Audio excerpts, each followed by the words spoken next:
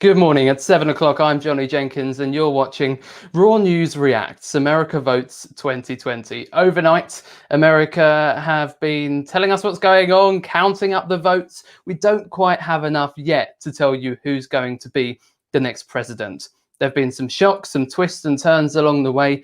And in this special program, live until 10 a.m., we will be able to unpack some of the results of the US presidential election. But we may not be able to tell you who's the president for quite some time. We're also expecting to hear from President Donald Trump within the next half an hour or so, and we'll bring that to you live here on Raw News as soon as we get it. I've got a great panel with me to unpack some of the results, some of the news that we've experienced overnight. A great team of state correspondents and panelists with me as well. It's been a very interesting one. The battle of two men to become the president. Whichever one is elected will be the oldest president ever seen. There have been two different campaign techniques throughout all of this. Joe Biden being cautious when it comes to coronavirus, addressing sort of drive-in rallies and small groups. Donald Trump really flying in the face of COVID, watching big groups, lack of social distancing at times, and really trying to look beyond the coronavirus, which has shaped the presidential election. One big thing that we've seen overnight is President Donald Trump has won Iowa. This is a state which the president has won every time since 1964. So whoever is the president usually wins Iowa. Maybe that will tell us what's going on. We heard around an hour or so ago from Joe Biden, the former vice president, who said, "We feel good about where we are." He encouraged his supporters to keep the faith, to try and keep some positivity here, and really, I suppose, to try and divert some of the news agenda away from the idea that maybe Biden has been struggling. Our panel will be here in just a moment, and our state correspondents as well. First, I'm pleased to welcome our lead analyst for the morning, Dylan McKee, who joins me now. Hi, Dylan. So great to see you this morning. What a night! Good morning. It's been a long night so far. What would you say are some of the highlights or the key takeaway points you've seen throughout the night? So I think our main turning point was Florida. So we were looking for quite a while at how close this race was getting, and it was a toss-up for, until about 2 o'clock in the morning, and then Trump really started pulling ahead. And I think that's where this race got interesting. I think Trump winning Florida put him into contention. His odds of winning before that victory were very, very low. But now we're looking at a very, very tight race to 270 electoral college votes. 270 is the number that's needed to win. Maybe at this point we could just break down some, I suppose, of the way it works, because people may be confused. But really, different states have slightly different systems. They each have a number of electoral college points, and once you have 270, you become the president. I'm sorry, you broke up a bit there, Johnny, but the places that we're going to be looking at for, that are going to be decisive in this race are Wisconsin and Michigan. We're going to be waiting a while for votes to come in and be counted there, but those are the two states that we're really going to have to look at. So I'm not sure if you can hear me now. I can hear you. We haven't got the best line, Dylan, but we can hear you. Tell us what we can expect then. What do we need to look out for? So we should be looking out for the states that are going to be called, hopefully while we're on air. And these will be states like North Carolina, Georgia, and we should probably be waiting a bit longer for Pennsylvania.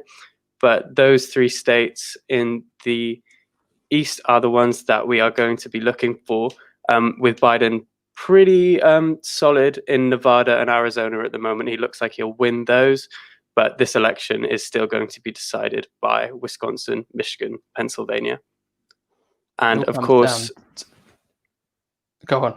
It's going to be interesting to see what Trump has to say in the next hour as the race tightens, as it comes to the gripping conclusion that we have in front of us. Yeah, I've got my eyes on the television screen and I can see the American flags behind his podium. No sign of President Trump yet. We look forward to hearing from him very soon to hear his reaction. You mentioned some of those key states. Let's bring in some of our state analysts now who really have been looking at the key results overnight and what this means for the next 4 years in America. First, we'll go to Noah Keats, who can tell us all about Florida. Morning, Noah. Thanks so Hello, good much for being morning. here. Tell us what's been going on. It has been really remarkable in Florida. I mean, that was a state that was gathering a lot of attention, and it's a state that really has, dominated attention since almost like the 1992 election. Famously, it had the whole world's attention back in 2000 when it was George W. Bush versus Al Gore, and eventually it was deemed that George Bush won by 537 votes, which, if you think of Florida's population, is hardly anything at all. And since then, it's gathered this reputation. It's only voted against the winner twice since 1928, and every Republican president since 1924, if they wanted to win the election overall, they've had to win Florida. So going into the election last night, we really wanted to see whether, as Dylan was saying earlier, whether Trump had a chance, because as you were saying, it's 29 electoral college votes, and when you have to get to 270, 29 is a significant part of that. So it was amazing, really, from thinking that Biden would win it. Some of the polling had showed Biden was 2-3 points ahead, to him not actually winning it at all, and Trump being able to take all those electoral college votes was a clear achievement for him and showed that he stood a chance perhaps to win re-election. Of course, as you said, we're going to hear him speak, and only time will tell whether he actually manages to get the number or whether Joe Biden will be triumphant. It's so interesting because, as you say, Florida, a bit like Iowa, has been one of those states really that the president has always won, and then if they've won that, it looks like they're going to become the leader of the free world. Is it possible that, obviously we've seen Trump win Florida, that Biden can become the president? Perhaps. I mean, as I said earlier, it has gone against the president twice since 1928, so it's no defined rule that a bellwether state has to follow that pattern every single time.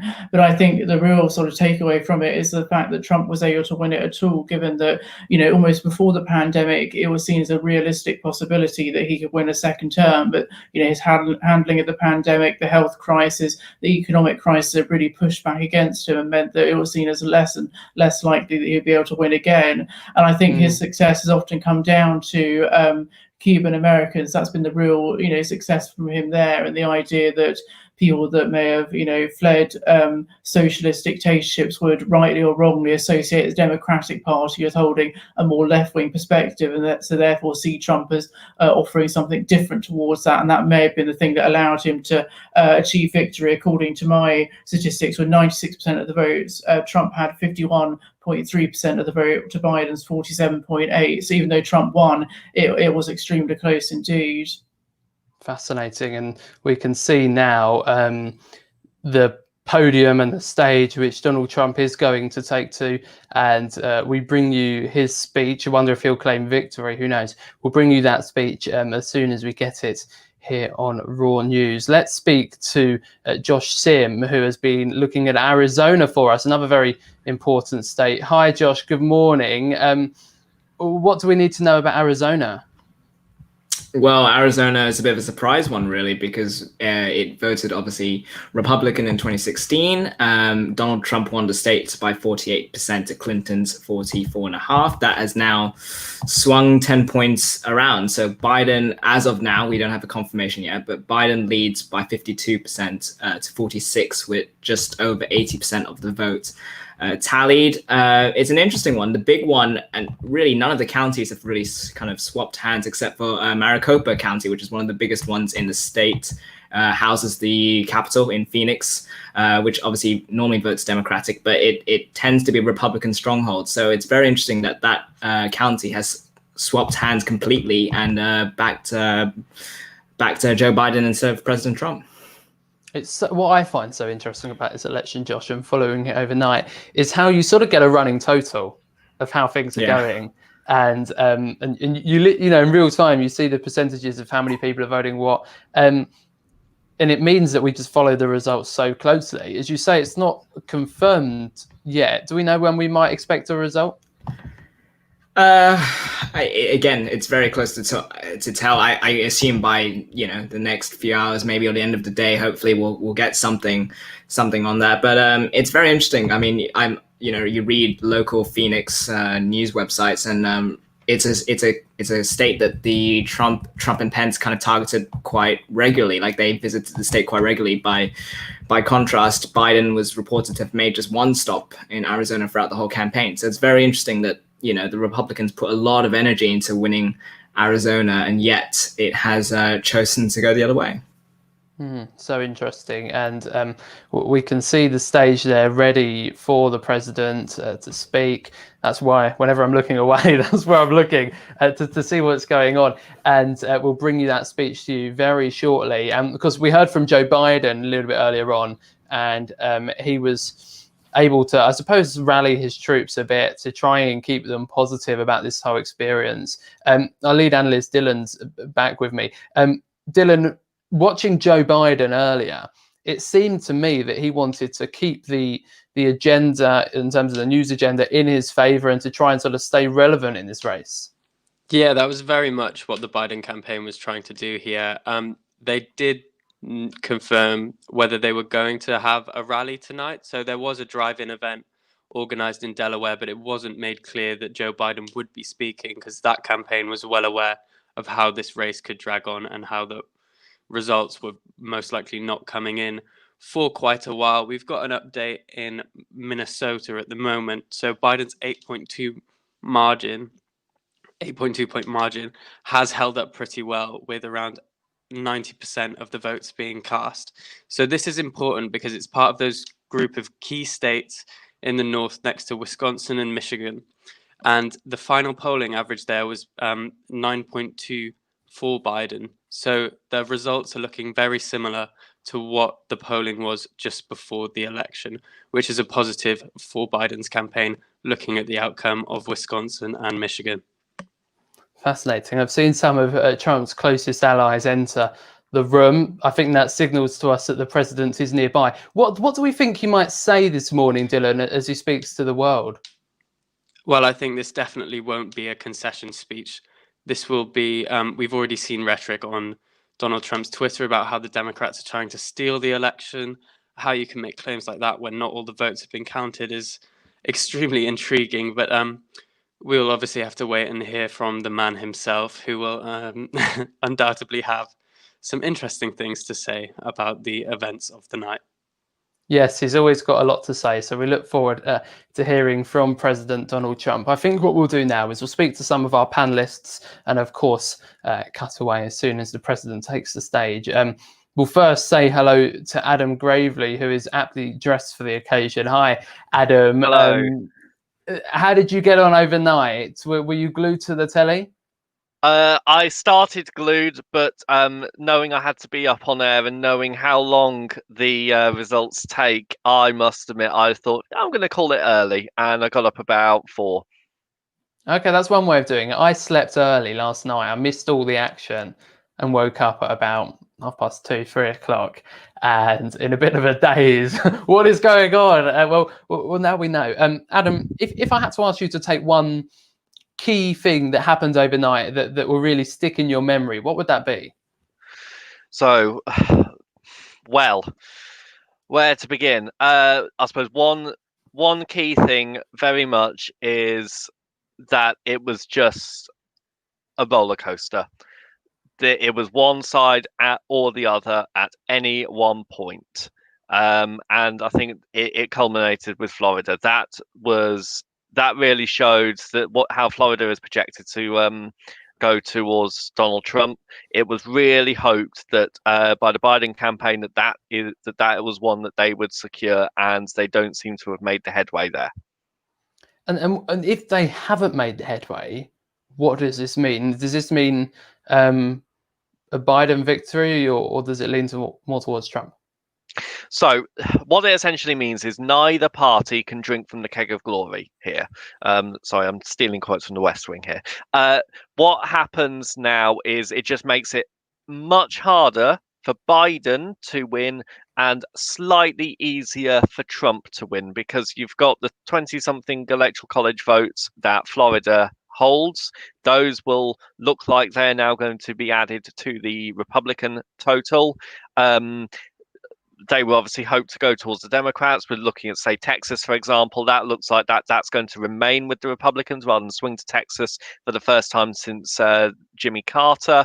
So it is not out of the woods that that President Trump or Vice President Biden will win this. Yeah, and that's the news really as the UK wakes up, and I can see from my window the sun rising on England, and really us being none the wiser just yet. Good morning at 7:15. You're watching Raw News reacts to America's election as America votes, and we don't quite have all the results yet. We don't know who's going to be the next president. Often at this stage we would know, and we'll be able to tell you here on Raw News. We're as yet unsure. As soon as we know or we have any inkling, of course, we'll tell you the results. And we return to see that in Washington, President Trump, is expected to speak very shortly. All of our eyes are fixed on that podium, the auto cue and the flags, which really is going to be the platform for President Trump, I think, to tell us that he's positive, confident, maybe even that he's won it. We've seen some tweets overnight in the last hour or so to suggest that actually things aren't being run very fairly, and that maybe he thinks there's some sort of electoral rigged process, but he's had one of them banners put on his tweets to say it's not quite true. So that's not going to make him very happy. Let's meet the next member of our panel this morning, Imogen, who joins me now. Hi, Imogen. Good morning. Good morning. Talk to me about your night. Have you been watching all the results? I did more of a wake up early kind of thing because I was so tired last night. I was exhausted with everything going on, so I called it a night early, and then been waking up and checking everything coming in. I literally woke up, checked my phone, and I was like, I've missed so much. Like, so much has happened. But yeah, it's been a bit of a crazy one. And I suppose you, having not watched it all night, maybe you can't answer this question. But what do you think is the key moment for us to take away from the overnight? I'm probably going to have to go with Florida again, and just like waking up and seeing what's happened there and the close race that's been. And I also think, like, looking now at the race going on in Pennsylvania and how well Trump is doing, that's definitely like a really integral part of this race, and it's just kind of proving that it can go either way. Looking at those two states left to come in, it is very, very close, and I think that Pennsylvania, in terms of how well Trump is doing, is definitely showing a lot recently for sure.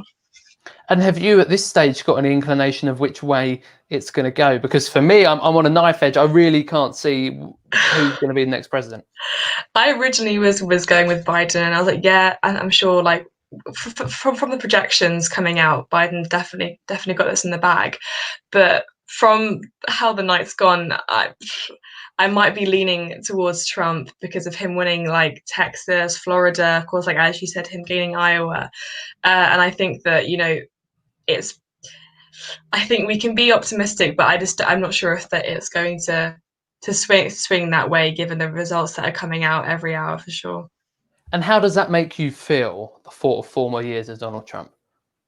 I don't know if I can, how much I can comment on that, but I think it's definitely a bit of a daunting prospect, and it's definitely one that a lot of us wouldn't have predicted because, we thought that, his populist appeal would only mean that he would get those 4 years in power, and then once he'd been in power and obviously enacted a lot of stuff, and people have seen his response to certain things, that maybe that wouldn't have been as strong anymore. His slogan literally is "Make America Great Again."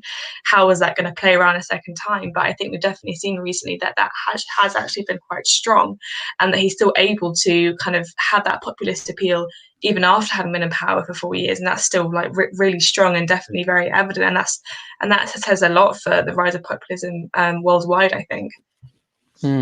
Oh, it's so interesting to still be at this stage and to not know just yet. Let's meet our next panelist, Will Kingswood, who's with us this morning. Good morning, Will. Talk to me about your night. What did you get up to? So I stayed up. I actually sort of did it a different way. I stayed up until like 4, and then went to had a quick pissed off of sleep for a few hours, and then just got up half an hour ago and saw what had happened, which is quite surprising, really. Why is it surprising to you? Well, I think it just shows that the pollsters have got it wrong again. Like, they were consistently predicting a Biden 8 to 10% point lead, but when you get to the night and you see Trump winning states that were originally deemed toss-ups, like Texas and Florida, it just shows that there really is a shy Trump vote who won't admit to voting Trump until they get into the ballot box.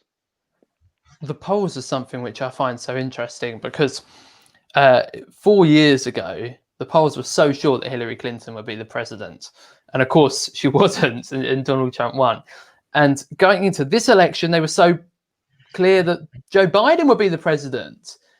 How have they got it if Donald Trump wins? And even if Joe Biden wins, he's not got the majority that the polls were projecting. How have they got it so wrong? I'm not sure. I don't know if it's their methodology, they're asking the wrong people, or if people must not be telling the pollsters the truth. If Trump isn't like a candidate that you'd really admit to voting for, but if he's improved your life and you think that he is better than Biden, would you really admit to a pollster you're going to do that because of the social stigma maybe attached to voting for Trump? It looks like Donald Trump is on the way. So at this point, I think we will cross over to Washington to find out what Donald Trump is going to say. Here are his fans in the room giving him lots of cheers. And here is Donald Trump entering the stage. Will he be the next president? What's his verdict? Let's find out.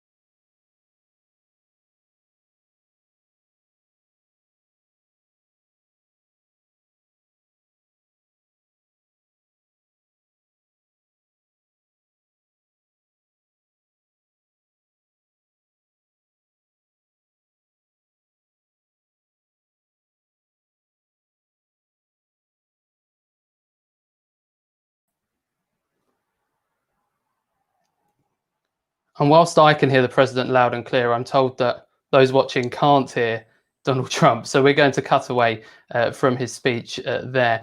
Really what Donald Trump is saying, and luckily I had the joy of being able to hear President Trump, is a very positive and upbeat message that lots of people have turned out. We said a big party was planned, and of course it's had to be called off. But really, an upbeat, a positive message from Donald Trump, I suppose, rivaling the positive message we heard from former Vice President Joe Biden a little bit earlier on. Dylan, I don't know how much of that you were able to hear.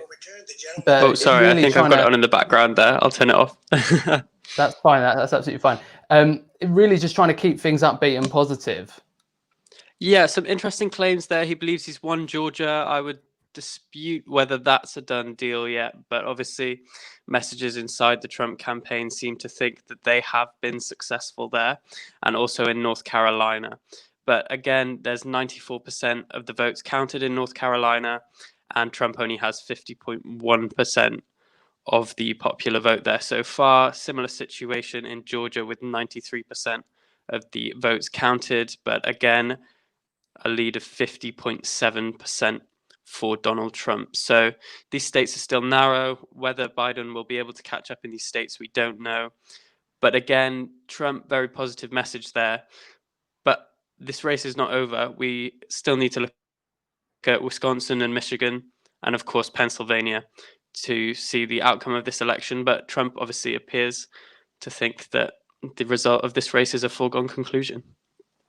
And I wonder how he'll feel when we have more of the results in. Let's pose this question to our panel, who are flashing back up on screen now. Hearing from President Trump there, it seems that he believes it's a victory for the Republican side. Adam, do you think he'll regret saying that? No, I don't think he'll regret saying it, in the sense that both candidates will naturally want to try and claim victory. Whether or not it actually does translate into a victory, it's unclear. But we do know that if it transitions into what looks like a Biden victory, which is still within the realms of possibility, then, judging by the president's earlier tweets, it looks like he's going to then try to claim that people are stealing the election from him. And Imogen, how do you feel about that idea of Donald Trump really putting this message out that people are trying to somehow cheat the system, steal the election? Your thoughts? I mean, we always knew this was going to happen. Like, Donald Trump was never shy about saying that, the election was never going to be 100% legitimate, with mail-in ballots being contested, and of course the pandemic. So I'm not sure that we can really be surprised that he's saying that the Democrats are trying to steal the election. I think it's just, thinking about what he's actually going to do with that belief. Is he going to report it to the Supreme Court? Are we going to see a Biden win and that being overturned? I think that is definitely a big question to be asked. But we do have to realize that Trump was always going to be contesting the result if Biden was anywhere near winning. But yeah, it's just a case of seeing what he's going to do with that information, and if it's going to actually have any effects on the outcome if Biden does win. And in terms of going to the Supreme Court, we know that Donald Trump has just appointed a more conservative-leaning judge, Amy Coney Barrett. Will that affect the Supreme Court's ruling if they have one, Adam? It depends really on what the case is that is brought. In reality, the judges rule on process, and we have seen the Supreme Court in various instances actually vote against Donald Trump. So just because they're conservative leaning doesn't mean that they're going to go towards a more conservative candidate. So much depends on the facts of the case, and the Supreme Court are going to want to make it a procedural matter, because they know that what they're holding in this election is a stick of dynamite, and they don't want to be holding it when it goes off. And just from this Donald Trump statement, which it seems to be going on for quite some time, he's saying all of a sudden, we say, what's happened to the election? It's off. They knew they couldn't win, so they said, let's go to court. Did I predict this? I've been saying this. As Dylan mentions, Donald Trump claims he's won Pennsylvania. He says with a tremendous amounts of votes. He didn't expect to win Florida, but he won it by a lot. Real positive mood, I suppose, from inside the White House, and Donald Trump is speaking to a very large group of people. We'll react more to that in just a moment. The time is 7:30. You're watching Raw News. I'm Johnny Jenkins, and we're here with the results and the reaction to the US election as America votes. Maybe you stayed up overnight and you're filled in and you're just here for the analysis, or maybe you're just waking up to what seems to be a lovely day outside, and you need to be sort of up to date. Well, that's exactly what we're here for, and we've got a great team of a panel and analysts with us. Dylan, coming to you as our lead analyst on this idea of a Supreme Court debate, contest. Donald Trump in that speech seems to be saying that the Democrats knew they were going to lose, and so they want to chuck it to the Supreme Court. Well, the Democrats are prepared for a legal battle if it comes to it. They felt they were not adequately prepared for the Gore versus Bush battle in 2000, and obviously they are now facing a conservative-leaning Supreme Court with Trump's latest nominee passing just days before the election. So there is a big legal team behind the Democratic campaign ready to fight for this election victory, because they were aware that Trump was not going to go quietly. I think even Trump's niece was on the BBC earlier this evening, or well, it's now morning, but yesterday, saying that Trump will not go quietly if there is anything but a Democratic landslide. So yeah, this is going to get interesting. Stay tuned. I'd just like to say on Trump's claims that he was going to win Georgia, he's only ahead by 2.5 points there. And the outstanding votes are primarily votes that were cast early in very blue counties.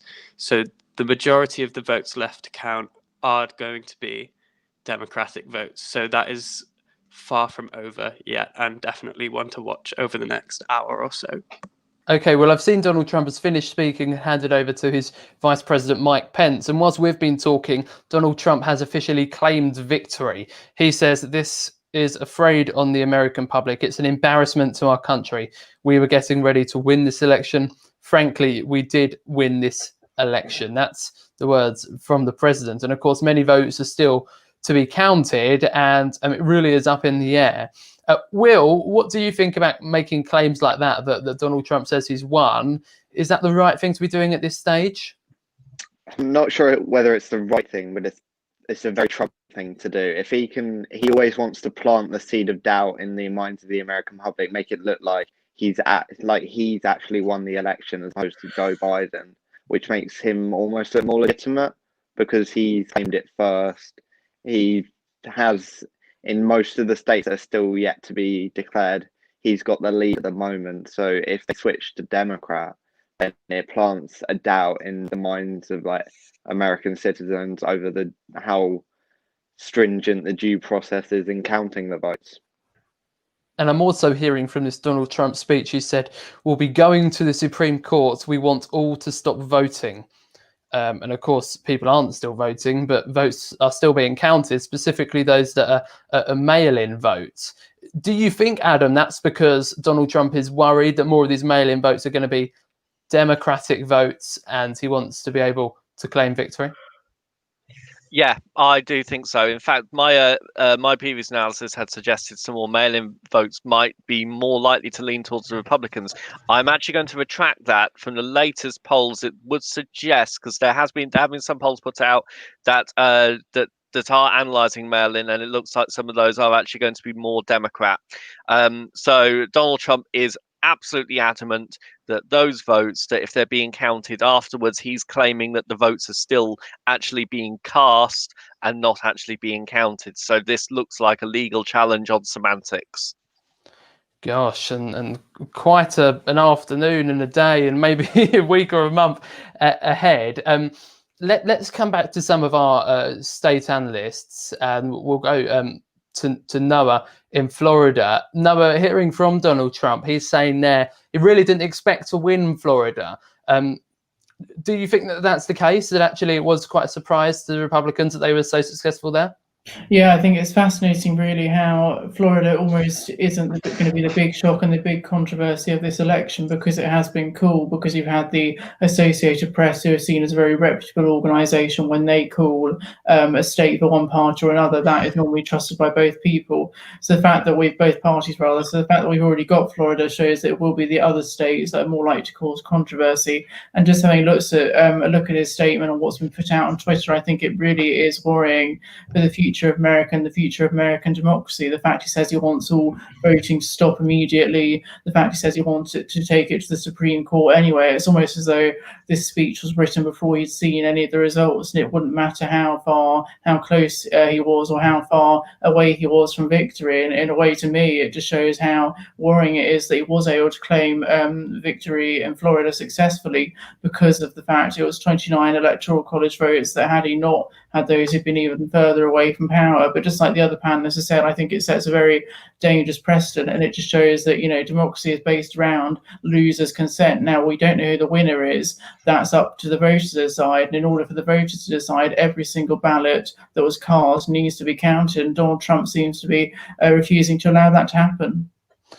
Yeah, his speech was really telling people to stop voting, but of course that happened a while ago. What's happening now is the counting of ballots and the counting of ballots, which may go on for quite some time. Dylan, what I'm very interested in now is the route of these two men to the White House, because they've got very different ways that they could become the president in terms of what states they need and everything to get to that crucial 270 number. And it seems that they're both around the 210, 220 mark at the moment. They're of course working to 270. Let's start with Donald Trump then. What is his route to the White House? What does he need to pick up in order to get those crucial 60 or 70 electoral college votes? So we'll start with Alaska. Alaska will be a win for Trump. Only 28% of votes counted, but a heavily Republican state there. So that is 3 electoral college votes for Trump, which would take him to 216. So I'm not sure how good your maths is this early in the morning, but we'll bear that in mind as we move on to North Carolina. So 94% of the votes counted so far. Trump, like I said before, a very narrow margin at the moment, but projections are saying North Carolina will go red. So that's another 15 electoral college votes for Trump. So that takes him to 231. 31, yeah. Yeah. I'm following. So that means that Wisconsin, Michigan, and Pennsylvania are the key battleground states. He's currently leading in all of them, but we're expecting a Democratic shift in those races once they start counting the mail-in ballots. I'm not, like I said, it's very unpredictable. We've also got Georgia with 16 electoral college votes that could go either way at the moment. But he seems to think he has won that. So if we count Georgia in that total, that would take us to 247, Nearly I believe. there. Yeah, no, I think so. So then all he needs to do is pick up Pennsylvania and Michigan, or just any combination of those 3 states. And I think he may also pick up a district in Maine, but that should not. That's pretty much a given. So we're looking around 250. So he just needs to pick up 2 of Wisconsin, Michigan, and Pennsylvania. So that's Donald Trump's path to the White House. And it seems really, if we trust what the president has been saying, to be quite a clear path, actually. For Joe Biden, is his a similar? Is it all about those 3 states once again? Yeah, so if we just go through the ones that Biden is looking favorable in at the moment, we've got Nevada and Arizona. So there's 17 electoral college votes there that we can add to his current total, projected total of 225. So that would take us to 240 something. So we'd be in that margin again. So once we've counted Nevada, Arizona, and some of the districts in Maine, we're again looking at for an extra 20 sort of electoral college votes to push us over that 270 line. Where does that leave us with? Georgia could pull out a surprise victory with 93% of the votes counted so far. And we're the expectation that the last 7% will skew Democratic. So we could see a shift there. And if Biden wins Georgia, that makes the rest of the night or morning a lot more comfortable for him. But again, beyond that surprise Georgia win, we're looking again at Wisconsin, Michigan, Pennsylvania. It's these 3 states that this race is coming down to. And those 3 states that we all seem to be honing our eyes into, do we know when we expect to know or to have some inclination of who might be victorious there? So Wisconsin and Wisconsin, we should know soonest. 91% of votes have been counted there, and the pace of counting seems to be ticking along quite nicely. Similarly, in Michigan, 71% of votes counted. There is progress being made. Pennsylvania, however, we are expecting to be a bit slower, as they don't start counting mail-in ballots until the polls have closed there. So there will be that slight delay in comparison to the others, with only 64% of votes counted there so far. So if we had the two in earlier and they were both the same person, then it's likely that person would become the next president. Okay, Dylan, thanks ever so much. That's Dylan, who's our lead analyst with us this morning. Let's bring in the panel again, because I'm interested in the different campaigning techniques that the candidates have used and how we think this actually may have affected the result. Because Joe Biden has been quite cautious, especially in terms of Corona, going to small events, doing drive-in events. His speech this morning was a drive-in event, whereas Donald Trump's was a big packed room in the White House. Josh, let's turn to you first. Do you think that actually Joe Biden's cautious strategy, not seeing as many people, may have damaged his prospects overnight? I would say that would be a slight stretch at the current stage. I think the main reason to say that is, as we've been saying for I've been saying quite a lot recently, the mail-in ballots are looking to be swinging Democrat ways. This means that he didn't really need to go out and have these massive rallies that Trump needed as much, since he knows that the Democrats are more likely to vote. The Democrat supporters are more likely to vote via those mail-in ballots, which Trump was so adamant in trying to stop from happening. So I think Biden already knew that a lot of the people that wanted to vote for him had already voted in the mail-in ballots. So there was no point as much in going out to these massive rallies. Will, were you in agreement there, or do you think actually the campaigning strategies of the two men have impacted the result? I think possibly the smaller rallies for Biden wouldn't have inspired much confidence in independents, especially if you're looking at a Biden rally seeing only 10, 20 people. Yeah, you're thinking, why should I vote for this man? And then when you look at Trump, who's got like 400 or 500 people at one of his rallies, very brash, very loud. It's a very Trump-esque campaigning strategy that he really needed to claw back any last support that he could gain before the election. It seems to me, though, that the strategy of seeing a lot of people maybe undermining the seriousness of coronavirus by doing it has worked in Trump's favor. I think it's fair to say he's done better than we'd expected him to do. Yeah, I think if that's always been his strategy, sort of play down the risk of COVID, let it slide away and focus on other things like the economy, where Trump takes a much greater edge on. We've seen even in the last few weeks, there've been record bounce back in growth, and Trump's been trying to put the focus on that more than how he's dealt with COVID, which has been fairly bad to say the least. And Imogen, your thoughts on the different strategies, very stark differences between the two strategies that the men have used, and how it may have impacted the result. So I think obviously Trump being able to do or wanting to do all of these in-person rallies and really garnering support does play in his favor. And I think the kind of one of the turning points in his campaign was when he recovered from COVID, and it kind of allowed his supporters to prove and say, do you know what, this isn't a big deal. He's dealt with COVID. COVID isn't as bad as we're all saying it is, and therefore Trump's dealt with the crisis very easily and and with ease.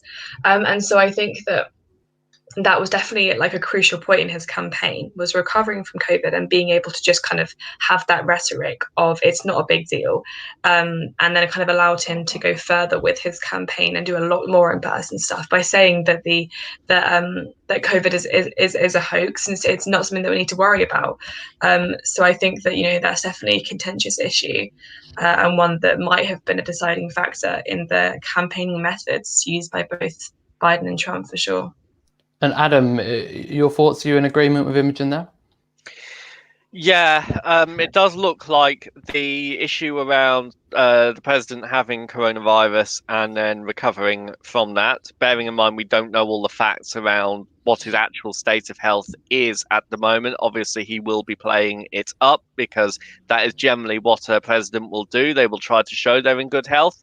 We're definitely looking a lot like the fact that the people are possibly putting the economy ahead of health in terms of their feelings when it comes to the polls. So up to the last moment, we've had Biden playing on the fact that health is very important, and it really is. But some of the latest bounce back in the US economy, which could easily reverse at any moment in time, given the current crisis, it looks like that in terms of the polling probably put too much emphasis on health and not enough emphasis on the economy, and that's where it could really come down to play. That's so interesting. We return to that discussion in a moment. The time is 7:45. Good morning. I'm Johnny Jenkins. You're watching Raw News, and we bring you the latest from America as the election took place yesterday. Counting took place overnight. Still is taking place in many places, and we don't know just yet who's going to be the next president. Maybe within the next few hours here on this live stream, we'll be able to bring a bit of a clearer note to this. Let's turn once again then to Dylan McKee, who's our lead analyst this morning. Dylan, want to pick up on what Adam was saying just a moment ago about the economy. Really, pre-COVID, it seemed that Donald Trump's economy was booming. That was is the economy stupid? It's a very big part of the election. And before COVID, we'd sort of expected Donald Trump to win. Along comes the virus. People think he's not dealing with it quite so well, or as well as other, or in the same way as many other countries are, and then they think Joe Biden's going to win. But it seems that Donald Trump may have stormed it. Let's touch on the economy, Dylan. How important is the economy? Well, definitely. Well, it would be the key deciding factor in an American election, especially with Donald Trump having the sort of advantage of incumbency. And we saw even as early as, I've just got the polls up here, there was a margin of error that could put Trump ahead in March. But what we've seen since then, and since the ongoing effects of the coronavirus pandemic, is those polls widening. How accurate they were is obviously up for debate, looking at results like Florida and Ohio tonight. But the race has been widening since March, really. And that's when we saw Biden really take off, and I think he ended with a polling lead in double digits. Fantastic. I want to bring in both of our state correspondents here as we approach 8 o'clock, because I think they can probably provide some analysis on the economy and how that may have affected the result as well, as we haven't really got any results to discuss right now. Noah, let's turn to you on this economy issue. Do you think that American voters have put that as number one priority, or has COVID trumped that? I think the economy has definitely had a priority, and you saw that in the CNN poll that was released when the first polling stations closed. They did a poll about what issues matter to voters most, and it was 34% that said the economy matters the most. And so it shows that phrase from the 1990s about it being the economy stupid that decides elections still has some weight. And you could also argue that it's a mixture of the sort of economic damage and the sort of health pandemic too that really damaged Donald Trump's chances, because at the start of the year it was widely seen that he would get his second term. It didn't matter all the obnoxious statements that he had made. It didn't matter what policies he'd made. There was this perception that the economy was working well for people. Now I question whether it was, especially for those like working class people. There was a perception in place, and so therefore he could win again. And suddenly you have this pandemic, hundreds of thousands of people dying, combined with the economic recession and mass unemployment, and suddenly his path to victory looks far more uncertain. I would argue that the speech he's made while we've been on air, in a way, could be seen as a reflection of that. Would he really be making this speech saying that the counting of ballots should stop, millions of ballots, it should stop, if he was confident of victory? No, surely it's because he's paranoid. And it's important if you're going to try and compare this to 2000, which I'm sure many people are. In 2000, the debate was over hundreds of ballots and whether they should be recounted again. Here, we're talking about millions of ballots across multiple states. It is really terrifying. We're talking about Al Gore in 2000, and this was as you say, a legal battle in one state rather than across the board in terms of mail-in voting. Do you think then? Let's turn to Adam, because I sense he may have some knowledge of the 2000 election. Adam, do you think then that the 2000 dispute, if you like, is fresh in the mind of Donald Trump? Yes, I do think so. I think they're aware of the absolute bitterness that really came from the 2000 dispute that had a sort of massive back and forth. I was, I think I was 9 at the time, so I sort of remember it, but not really. But yes, that is very much on their minds, and this election is probably going to replace the 2000 election in the minds of the voters moving forward on what a bitter Supreme Court battle will look like. Okay, well, there are members of the panel who I don't think were born in the year 2000. So that's why I came to you first. Josh, let's turn to you and your thoughts on the issue of the economy and health and people's priorities. My inkling here is to say that lots of Democrat voters put COVID as number one, and lots of Republican voters put the economy as number one. Your thoughts, Josh? Me or? Oh, sorry, Josh Sim. Right. Yeah, I can see why you've suggested that, and certainly with the Republicans, I feel like the sort of the coronavirus things kind of emphasize the importance of the economy, because obviously Trump has gone around promising to get people back into jobs, and in a similar way, Biden's also promised people to get into jobs. They've just gone about it in a very different way. But yeah, as you said, I think Biden's definitely, he certainly emphasized the fact that this COVID thing isn't going away, and that there may be more some hardships to come. And Trump's kind of gone the other way and tried to push to open back the economies and try and find some sort of stimulus and find some sort of way to inject life back into the economy. So yeah, I totally agree with the point you kind of made there. Do you think, Josh, that the campaign message we've seen from Donald Trump is that he just wants the virus to go away, pretend it's not there, and suddenly it's not in people's minds? Yeah, you can definitely see that that's sort of the approach he wants to take. And it's kind of like, obviously he couldn't predict a coronavirus pandemic. And if that wasn't there, I feel like people would have a lot more of an optimistic, positive outlook on what he's done. But given, recency bias is very fresh in people's minds, it's very hard to escape from that. And certainly I would agree that the pandemic came at a pretty bad time for him, and certainly his actions haven't really helped either. Imogen, do you think that the coronavirus has been put front and center in Donald Trump's campaign, protecting the health of the nation, listening to the scientific advice? Do you think that's been a priority for the president? Definitely not. I don't think for the Republican campaign that was his focus at all. That definitely did different for Joe Biden, and obviously how he went about campaigning. But for Trump, we've definitely seen that he might be using coronavirus to his advantage, saying that, we're dealing with this well, it's all under control, we've got it sorted, and using that rhetoric, even though that may go against the facts that are definitely prevalent at the moment. But I do think that for a lot of Republican voters and for Trump voters, they're like, oh, we don't really want to focus on the coronavirus pandemic because it's not big of a deal, it's all sorted, it just doesn't really matter at all. And they'll focus on other aspects of Trump's campaign, like the economy, and saying that, Trump's really pushing for the economy, making sure that is strong during this time. But yeah, I definitely think that Trump has not been focusing on whether or not or on focusing on how well he's dealt with the health crisis at all, really.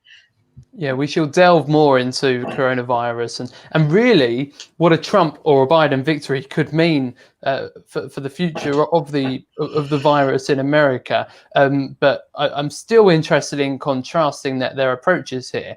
Will, when it comes to Joe Biden, he's put coronavirus front and center, and it's a very visual thing as well. He turns up wearing a mask and speaks to small groups.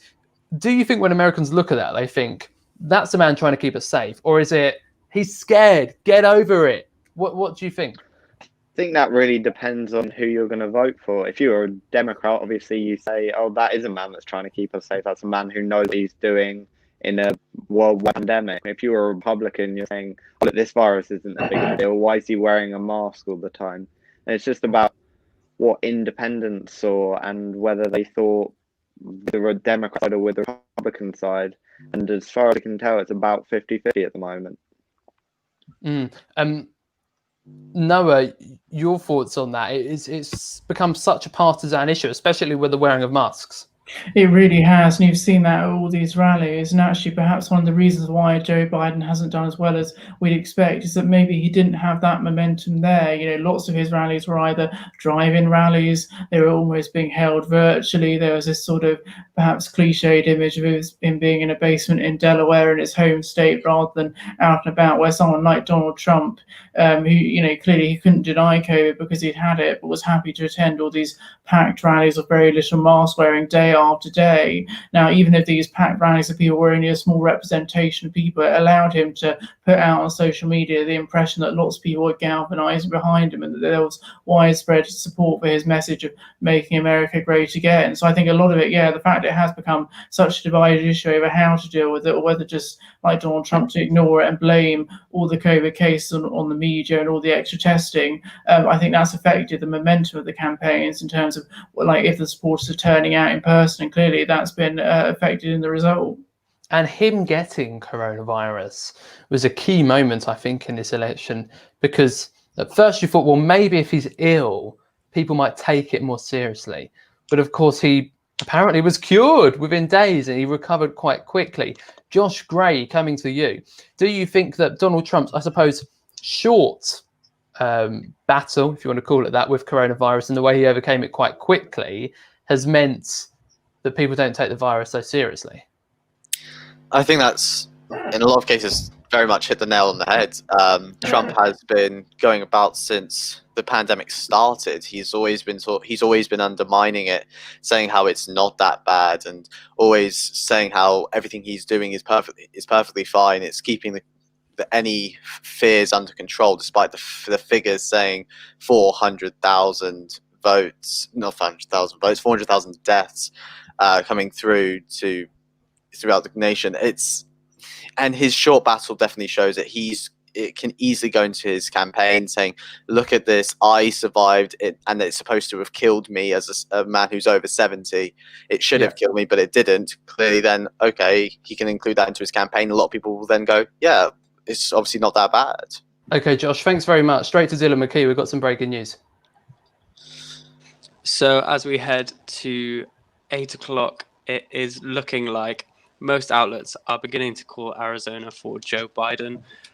Looking at it as it stands, we've got 80% of votes counted. Joe Biden has 1,367,211 of those votes, with a 51.8% of the popular vote, compared to Donald Trump's 46.9%. Donald Trump believed he could win Arizona and was encouraging the continued counting of voting there, whilst simultaneously discouraging it in the 3 swing states. But this will not go to Trump if the projections are correct. And what does that mean now? This means that Biden's path to the White House is still very much alive. If he had lost Arizona, then we would almost certainly be looking at a Trump victory. But this race is still ongoing, and this just shows how premature those calls for victory were from Donald Trump. And the history of Arizona, is it a Democratic or a more Republican-leaning state? So Trump won Arizona in 2016, I believe. I may need someone to check that for me, but I believe it was a Trump state in 2016. So this is somewhere where Democrats have gained ground and will be key to their path to victory if their hopes in Michigan, Wisconsin, and Pennsylvania are to stay alive. Yes, a Trump win there in 2016, 48% to Hillary Clinton's 44%. And very big for the Democratic Party going forward, as no Democrat has won Arizona since 1996, I'm being told now. Okay, fascinating. We're fast approaching 8 o'clock. I want to bring our panel and our state analysts in just for one quick moment, and perhaps we could do this by a show of hands and a show of waving. At this stage, I know many of you are leaving us at 8 o'clock. At this stage, raise your hand if you think Joe Biden is going to be able to win this. So I can see Noah's hand and Imogen. Raise your hand if you think Donald Trump is going to win this. Josh, Adam, Will. Slight majority. The result isn't up to us, it's up to the American people. They continue voting, and we find out the results within the next days, maybe. We'll see. The time is 8 o'clock. I'm Johnny Jenkins, and you're watching Raw News. A very good morning to you, and we can't tell you who's going to be the next president just yet. As we get to results, we'll keep bringing them to you here live on Raw News. And we've got a great panel with us until 10 o'clock this morning. Let's turn first to Dylan McKee, who's our lead analyst for the morning. And we're just hearing all about Arizona, which seems to be going to Joe Biden. What is next to look out for this morning, Dylan? So, as we are speaking, the vote in Wisconsin is coming close to a conclusion. 92% of the vote has now been counted, with that last few percentage points seeming to creep towards Donald Trump. But again, too close to call. We're expecting Wisconsin, Michigan, and Pennsylvania to decide this election, and they are all very tight races at present. Okay, well, we'll keep getting the results in over the course of the next couple of hours, and I've got a panel to help me wade through those results. So you already know Adam and Josh, you met in the last hour, both with us this morning. We can also introduce you to Remy Trovo. Hi Remy, good morning. What would you say would be the key event over the night that sticks in your mind? Key event over the night. Well, I think the development of the race in Arizona was key for me from Biden's perspective. As we've been discussing, very staunchly conservative state, very staunchly Republican. But now that it's swinging into the Democrats' hands from Biden's perspective, that's very, very significant. I think the other thing that stuck for me was Iowa. Again, it was a state that for a long time has been very, very almost too close to call.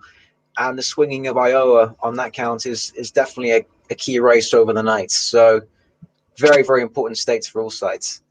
And Iowa is such an important one because the winner has won Iowa every time since 1964.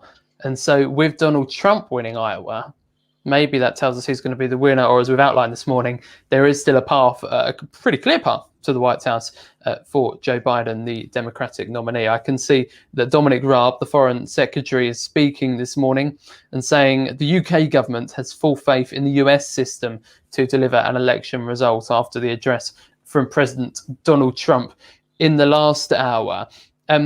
Let's discuss now this whole system of the Electoral College, which I think for many is quite a confusing thing, trying to get their heads around it over the night. It looking like Joe Biden has got the popular votes, the sort of the number of votes cast rather than the distribution. We know that 4 years ago, Hillary Clinton won the popular vote as well, but of course didn't become the president. Adam, is it time? And I'm aware this is hypothetical because I don't see an electoral system in America changing. Is it time just to have a look at how things work and say maybe it could become a little bit clearer? Yes, definitely. So briefly on the Electoral College. So the Americans, they don't actually vote for US president. What they're voting for is they're voting for a delegate of that particular party that's going to go and make up the Electoral College. So there are 538 electors and they vote on behalf of the people in their state. So when you hear about, say, Florida having over 20-something electoral college votes, or Texas having 30-something, or California having 55. It's those sort of delegates that are then elected by the people in each state who then go and then vote for the president. There have actually been calls to abolish the Electoral College. So I'm immediately thinking of Representative Joe Kennedy, who is the great nephew of President John F. Kennedy. I believe he actually called when he was running for the, he challenged Senator Markey for his seat in in Massachusetts, and he, as part of that, was saying that that America should move to a one-person, one-vote system, whereby each individual American ultimately elects the president. But there aren't too many calls over the Electoral College at this stage, and as it's enshrined in the Constitution, changing that at this stage is unlikely.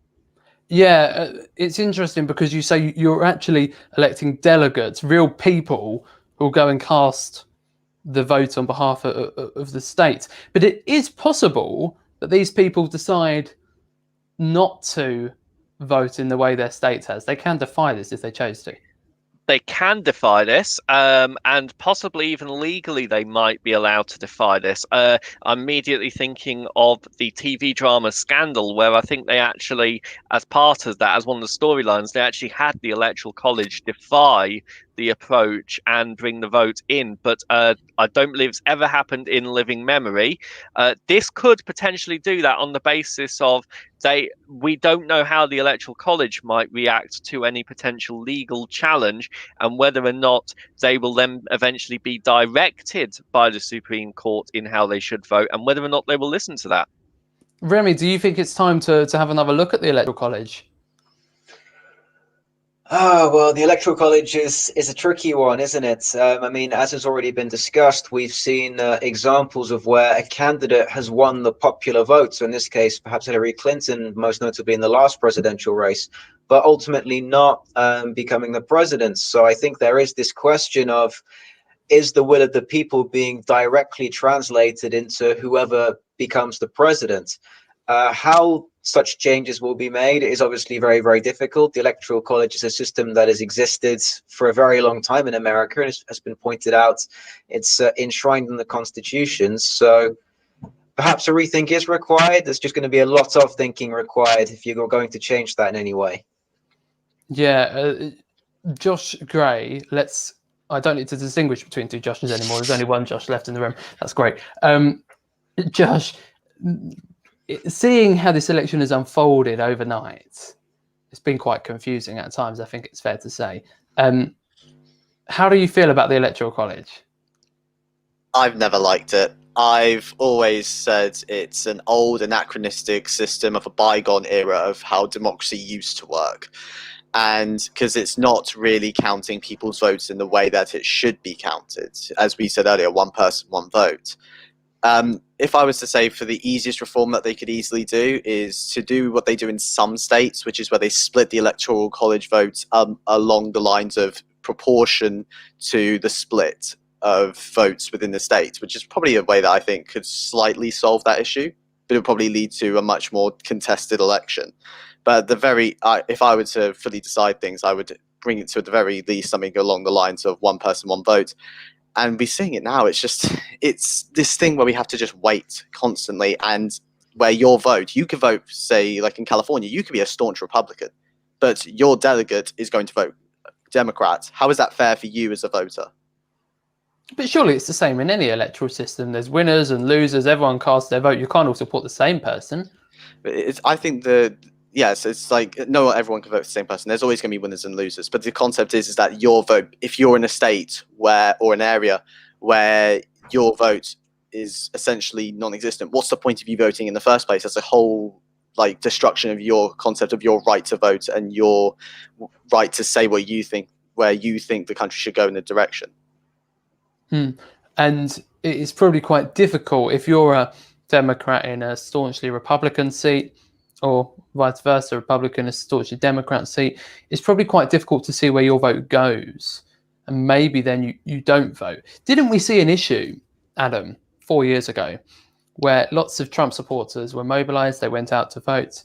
Hillary Clinton supporters or Democrat supporters were, I suppose, a bit naive in thinking, well, it's obviously going to be a Democratic win. They don't need my vote. This happened 4 years ago. Do we think this happened again? I don't necessarily think it's happened again this time, but that is again too early to tell. I think this time what's happened is there've been a number of people that have decided to quietly back President Trump, as was mentioned earlier. But what definitely happened last time, particularly with Hillary Clinton, is there were amongst groups of voters people deciding no, they're not going to turn out to vote, and that's probably because they were not enamored by Hillary Clinton, but probably didn't think that Donald Trump would stand a chance. And so there was that question of, well, why bother? Why bother, Remy? Why bother? Why bother? Well, yeah, it's a question that gets asked a lot, especially with trust in institutional politics at very, very low levels nowadays. But I think the consequences of not voting, I think, are pretty apparent in examples like the last U.S. presidential election. It can ultimately cause all kinds of shocks. And I think what we also need to remember is that the right to vote has been a very, very, very hard fought one. At the beginning, it was a right that was restricted to a very, very limited number of people, very rich people, property owning. And then they went through a mass enfranchisement process, not very, very clean, a lot of brutality in the process. We also see for the suffragettes, for women, that right to vote was even more hard fought. And I think it's a right that, wars were fought over and people died for in the Second World War. So I think a way of expressing our gratitude is just by simply putting a cross on a piece of paper. I think we owe it to them.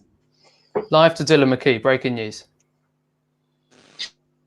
So Maine has now been declared as a victory for Joe Biden. This one was expected. It's not as close as other states such as Arizona and Nevada. But if I just get the data in front of me here, there's a clear margin of victory for Joe Biden, even with just 85% of the votes counted. So Joe Biden has currently got 53.4% of the popular vote compared to Trump's 43.7%. And how many electoral college votes are we talking about here? So 4, but Maine is one of the interesting cases where they do not determine the electoral college votes solely by the popular vote winner. It's split between the two districts, and they are both going to Joe Biden. Okay, how interesting. And so that's the latest one we've got. But that was quite expected. We shouldn't take this as some big signal that the last 2 wins have been for Joe Biden. No, Maine as a state is not correlated with the sort of likes of Pennsylvania, Michigan, and Wisconsin. Those 3 are very much grouped together, and the outcome will be key in determining the president at the end of this campaign. Okay, they're the ones we look out for. Dylan's our lead analyst this morning and is always there with the breaking news. Adam, what's your reaction to that news? To be expected? Yeah, it was to be expected that Maine would fall to Joe Biden. It's a small number that the Biden campaign will have had closely tucked away for themselves. As Dylan said, it comes down to these sort of few correlated states where it's still way too early to tell. Josh? Yes, pretty much the same agreement here. Maine was one which I think everyone was pretty sure would go Democrat. Pretty safe state for the Democrats at this stage in history. And to be honest, as we said, we're always going to be looking at the states which were more swing oriented. So obviously Florida was obviously going to be the main one, but obviously Pennsylvania is what we're really keeping our eye on. For this one, it's just pretty much a foregone conclusion. Yes, and we bring you some results as soon as we've got them. I just want to look back 4 years ago to Maine, actually. Hillary Clinton, 47% there. Donald Trump, 44%. Donald Trump took 1 electoral vote. Hillary took 3 from there. And a Libertarian candidate, 5%. Quite a lot of support for a third-party candidate there. Okay, well, we continue getting the results in. The results that are left to arrive, we'll keep bringing them to you here on Raw News throughout the morning, and there is still so much to play for, and we still don't know who's going to be the president. Wow. In a moment, I want to talk a little bit about the polling industry and what we can even how can they survive? That's my question to you in just a moment. Have a little think about that, because 4 years ago the polls told us so clearly that Donald Trump was a chancer. Hillary Clinton would be the president. No question about it. Don't even stay up at night. Wake up in the morning and find out that Hillary Clinton is the winner. We know how that one played out. But 4 years later, they've had 4 years, the polling industry, to work out their mechanism, to work out that there is this shy Trump voter who might not tell the pollsters, or maybe they're reaching far more people with college degrees and who are more likely to support Democrat rather than those ordinary people who are more likely to support Republican. I want to know how 4 years later they can still get it so wrong. Because even if Joe Biden wins today, he does not win by a landslide, the landslide which the polls told us would happen. I'll hear your thoughts in just a moment. Good morning. You're watching Raw News. I'm Johnny Jenkins. The time is 8:15. We don't know who is going to be the next president. Maybe in this live stream until 10 o'clock, we can bring that result to you a little bit clearer. And my panel with me today, alongside my lead analyst, Dylan McKee, who's always there with the breaking news. Dylan, I want to hear your thoughts first on in this polling situation, because it's just, how have they got it so wrong again? Well, the first thing to note is that these polls are not as incorrect as they were in 2016. I think if we look at races like Florida, a Trump victory was in the margin of error. So it depends how much you want to read into these polls. But obviously, as of 2016, we were definitely more skeptical. So I think that skepticism is sort of rightfully placed. But again, like you said, many were predicting a blue wave here. That's far from what's happened. We'll go on to discuss the Senate results at some point, and we can just see that that's not materialized at any level, whether it be the presidential race, or the Senate, or the House. But yeah, so it's not as drastically wrong. And like I said, we've got sort of Wisconsin, Minnesota is currently matching its polls quite well. So whether that'll bear out in the three most important states to come, we'll have to see. But like I said, it seems to be a bit hit and miss, but not as far off as it was in 2016. Yeah, because I suppose a lot of the polls are focusing on a national poll in terms of the popular vote, which we expect Joe Biden to win, I think it's fair to say, rather than the state by state, those polls in those key areas. Remy, surely the polling industry is over. They've got no future. Well, it is commonly said that that voting is a safeguard against the polls. Thank God we've got voting there to correct what the polls actually say. But I think it's a bit drastic to say that the polling industry is finished. I mean, politicians and candidates running for office are always going to try and gauge public opinion as best they can. And whilst the polls are not always 100% slap bang on, I think they do provide some sort of indication, at least, if not an entirely accurate result. If we didn't have polls, I think candidates especially would be sort of gauging about completely in the dark with no idea which direction the race is going to go and whether or not it's swinging in their favor. Plus, obviously, very well connected to media outlets. They make use of polls all the time as a means of covering the election. It's very important for them as well. So I think its connections to both the political world and indeed the media world would suggest to me that it's a bit of an exaggeration to say that the polling industry is finished, even though, as we've probably seen, it's not always 100% correct. Yes, the media world, we love a poll because it gives us something to talk about. Adam, we've said so much in the build up to this. Take a pinch of salt when you read a poll. They were wrong 4 years ago. They're not quite as wrong tonight, this morning. You always do that in an election, don't you? You always say tonight when it's the next day. They're not quite as wrong this morning, but they're still not bringing the wild Biden victory, which they told us was going to happen. No, they're not bringing the wild Biden victory that what the polls were initially saying that would be the case. And a lot of it is really down to the methodology. So these polls, they will all have slightly different methodologies, and they're trying to do a huge amount of predicting voter behavior. And as we're seeing with each election go by, voter behavior is becoming incredibly more unpredictable as we're going on, and particularly in the face of a global pandemic, with the fact that is that holding people back from going out to vote? Are they voting in different ways? That then adds another layer of complication. So I don't think the polling industry is dead at all. I think what will happen is the polling industry are going to continue, but they're going to continue trying to refine their modelling in the hope that they can try and recover some of the credibility that they've definitely lost over the last few years. And they've got quite a lot of credibility to recover. We're going to talk about Congress in terms of the House and the Senate in a moment. But first, Josh, a word on the polling industry. Do you think it's over? I believe it's far from over. It's a case of two issues. And they both involve the man who's currently sitting in the White House currently. It could be either A, you could say it's just an anomaly with Trump to see and populism, to see that it's really difficult to be able to predict things when it comes to a very populist leader like this. Or you could say that it's a sign that maybe that the methodologies that they're using with elections need some form of restructuring, as a populist leader or just a Trump-like entity shows that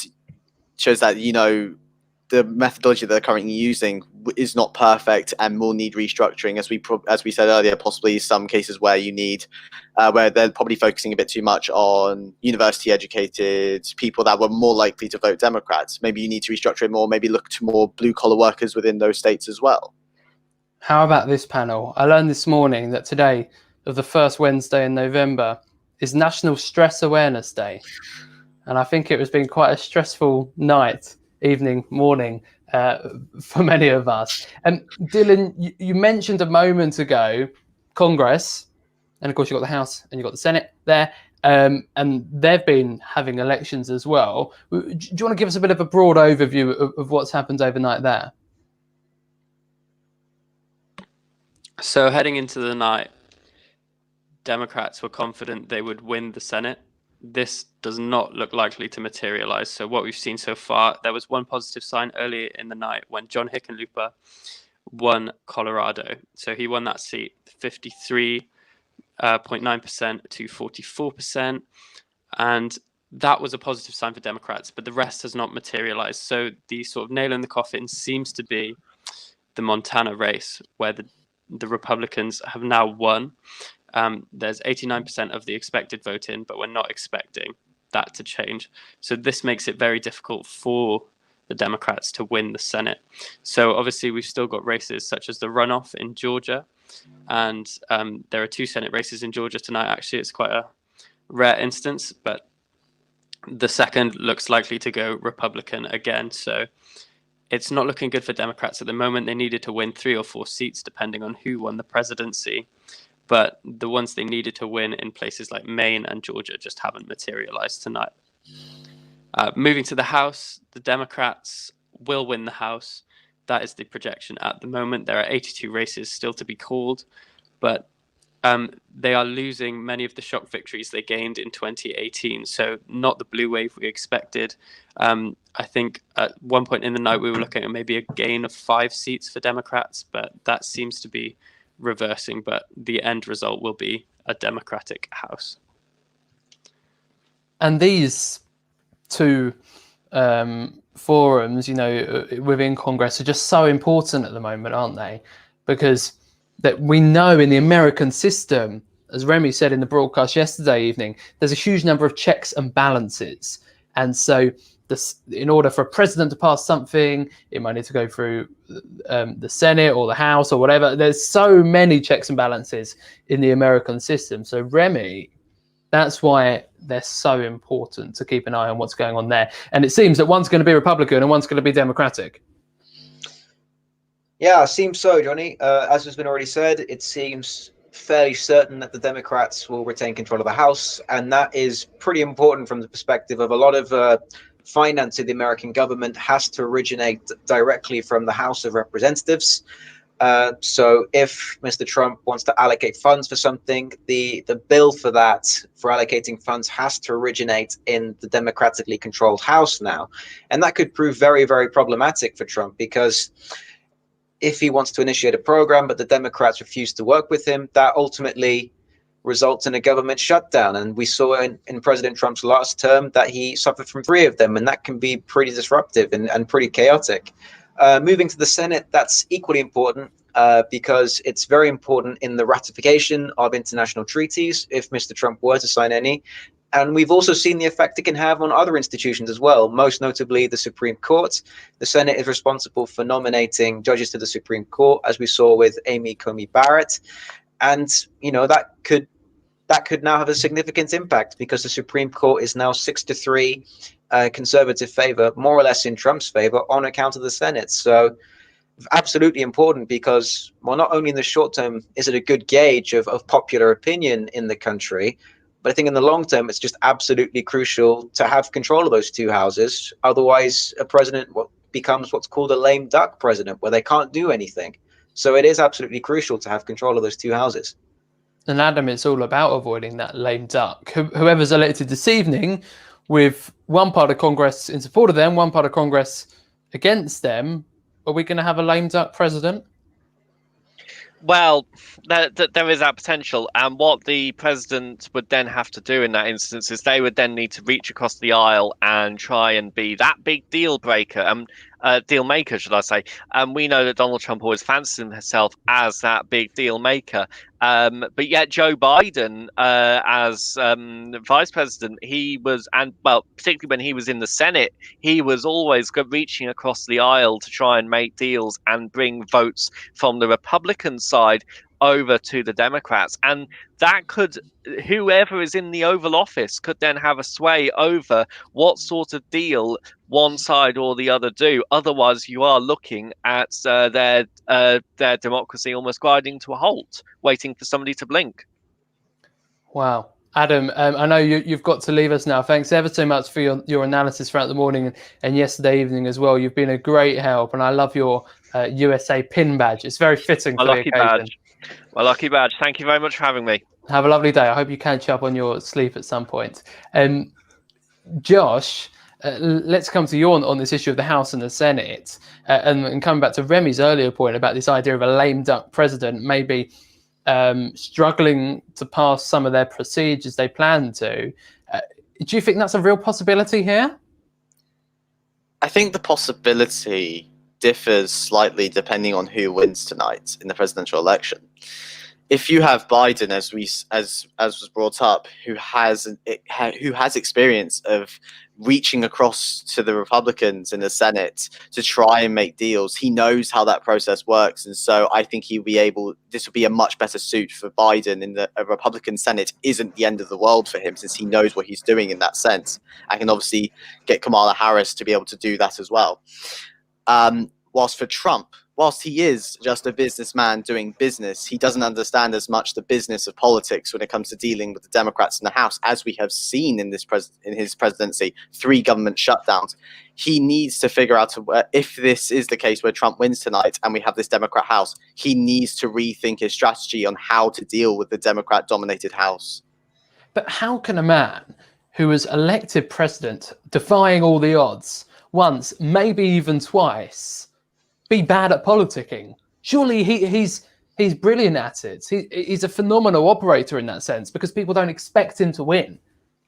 Well, yes, people don't expect him to win, but he wins the presidential election. But then dealing with the actual skullduggery of politics is a whole different kettle of fish, because winning an election is the easy bit. Actually implementing your manifesto and getting people on your side within the legislature is a whole different ballgame.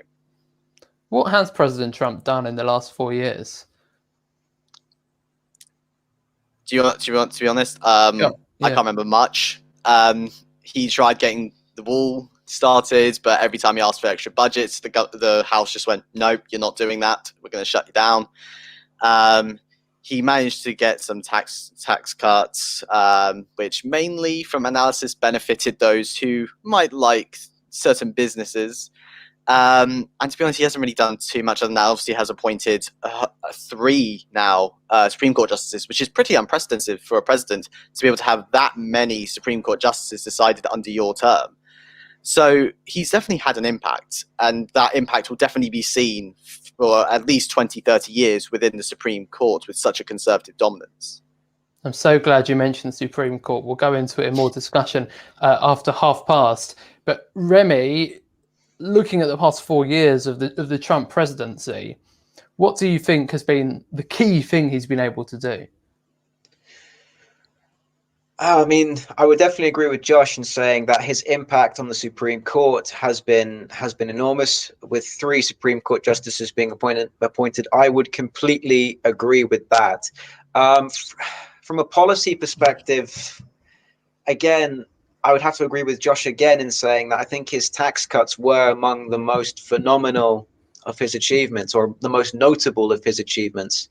We had potential leads on foreign policy, his potential rapprochement with North Korea, but again, we're not entirely sure whether that actually led to anything substantive. So I can't really count that as a major policy victory for Trump. I think the biggest impact his presidency has had is shifting what we political theorists like to call the Overton window, the window of acceptable politics, or the window which people find ideas acceptable. So I think his ideas and his rhetoric have definitely become more normalized and internalized as his presidency has progressed. So I definitely think we see a shift in the framing of political debates and arguments. And I would say that's his biggest impact as president so far. I can't say I've discussed political theory at 8:30 in the morning before, but thank you, Remy, for leading us to that. Good morning. The time is 8:30. I'm Johnny Jenkins, and you're watching Raw News. America has voted. They're being counted at the moment. It could go either way. We don't know who's the next president. And at this stage, at 8:30 in the morning, let's bring in Dylan McKee, our lead analyst. I want Dylan to look at the Electoral College numbers of where we're at right now, because both sides are at quite a similar stage, aren't they? And they're battling it out for some key states. So at present, we've got Joe Biden at 238 Electoral College votes and Donald Trump on 213. So while this seems like Biden has a comfortable lead at the moment, don't be too sure. We've got some surefire Republican states coming in. Alaska vote counting is very slow there, but we're expecting those 3 Electoral College votes to go to Trump. The same with North Carolina, although the margin of victory will be very small there. Key states to look at now, we've got Wisconsin now reporting 94% of votes counted. Trump is leading 51% to 47%. This is quite surprising considering the polling lead Biden had going into the election, where he was leading by 8 points. This hasn't materialized, but we'll see whether those 6%, the 6% of the vote yet to be counted, will be decisive there. And Pennsylvania, it was one of the biggest states to swing to Trump. He had a margin of victory of 0.7% over Hillary Clinton, but he has now got quite a significant lead at the moment, but with just over half of the ballots counted, it's too close to call at the moment. Okay, and I want to draw your attention to a tweet from Joe Biden following the speech we had from President Trump an hour or so ago. It's not my place or Donald Trump's place to declare the winner of this election. It's the voters' place. Donald Trump has been talking this morning about the Supreme Court and telling them to stop counting votes which have, of course, been cast. And that leads us on to what Josh was saying earlier about Supreme Court, because we know Donald Trump has appointed Amy Coney Barrett, a more conservative-leaning justice, been able to appoint her quite quickly after the death of Ruth Bader Ginsburg, and that there's been some criticism around that. If Joe Biden wins, he faces a Supreme Court which is sort of 6 conservative-leaning justices, 3 liberal-leaning justices. Doesn't look great for Joe Biden here, but there is an option, this whole idea of court packing, of putting more liberal to maybe democratic-leaning justices in the court. Dylan, do we see this as a real possibility, that if Joe Biden wins, we could have this court packing? This is a really interesting policy point that we've seen throughout this campaign. So even in the debate, the first debate, Biden was asked whether he would consider packing the court with 12 Supreme Court justices. Obviously, he would be able to appoint those extra 3. and obviously they would be Democrats, so that would change the makeup of the court. This was something that he wouldn't comment on. We've just got some news from Arizona. Democrat Mark Kelly has won that seat, so that is a important victory for Democrats, and voting has now stopped in Pennsylvania as well. 2 updates for you there, but the Supreme Court is an important component in American politics, and the fact that Joe Biden will be faced with 6 conservative justices there will perhaps tempt him into trying some constitutional change. Whether he'll be able to push that through without winning the Senate is yet to be seen. Over the years, Joe Biden's been a great follower of procedure, and maybe this is the argument against him court packing, that actually it would go against any procedures that are there, maybe wouldn't be in his interest because of that. I wonder if that would stop Joe Biden. Remy, your thoughts on this issue? Could you see this court packing, putting as many liberal justices in as possible? Do you see that as a possibility? I don't personally, Johnny, as far as Biden is concerned, and I think that for 2 reasons. The first is one that you've already touched on from a procedural perspective. Biden is very much an establishment candidate, one who likes to run as an establishment, Obama's vice president, and I think consequently he likes to be seen as a man who sticks by the rules, sticks by the rule of law, sticks by the principles of democracy. And I think packing the court in such a way would kind of undermine that message and make him look much more dictatorial in that way. And I think that would damage his image in that sense. The other reason, I think, is a case of historical precedent, which would work against Biden. So back during the 1930s, the Democrat president Franklin Delano Roosevelt attempted to pack the court himself to try and push through New Deal legislation, which was thought to be too radical or unconstitutional by the previous Supreme Court. And frankly, that tactic backfired in his face. He faced a lot of criticism for it. And despite the fact that the Supreme Court afterwards started to let through a lot more of his legislation, Roosevelt was widely mocked for packing the court to try and get them to do what he wanted. So I think there's that example which will probably be playing on Biden's mind as well. Don't do what Roosevelt did. Josh, do you think that's on his mind? It will always, I think, be on his mind. I mean, I wouldn't want to face a Supreme Court which is 2/3 an opinion which is against mine in many ways. It'd be a daunting thing to look at, especially for a very influential court in itself, which is the highest court in the land, and will decide a lot of constitutional issues which might arise during his presidency.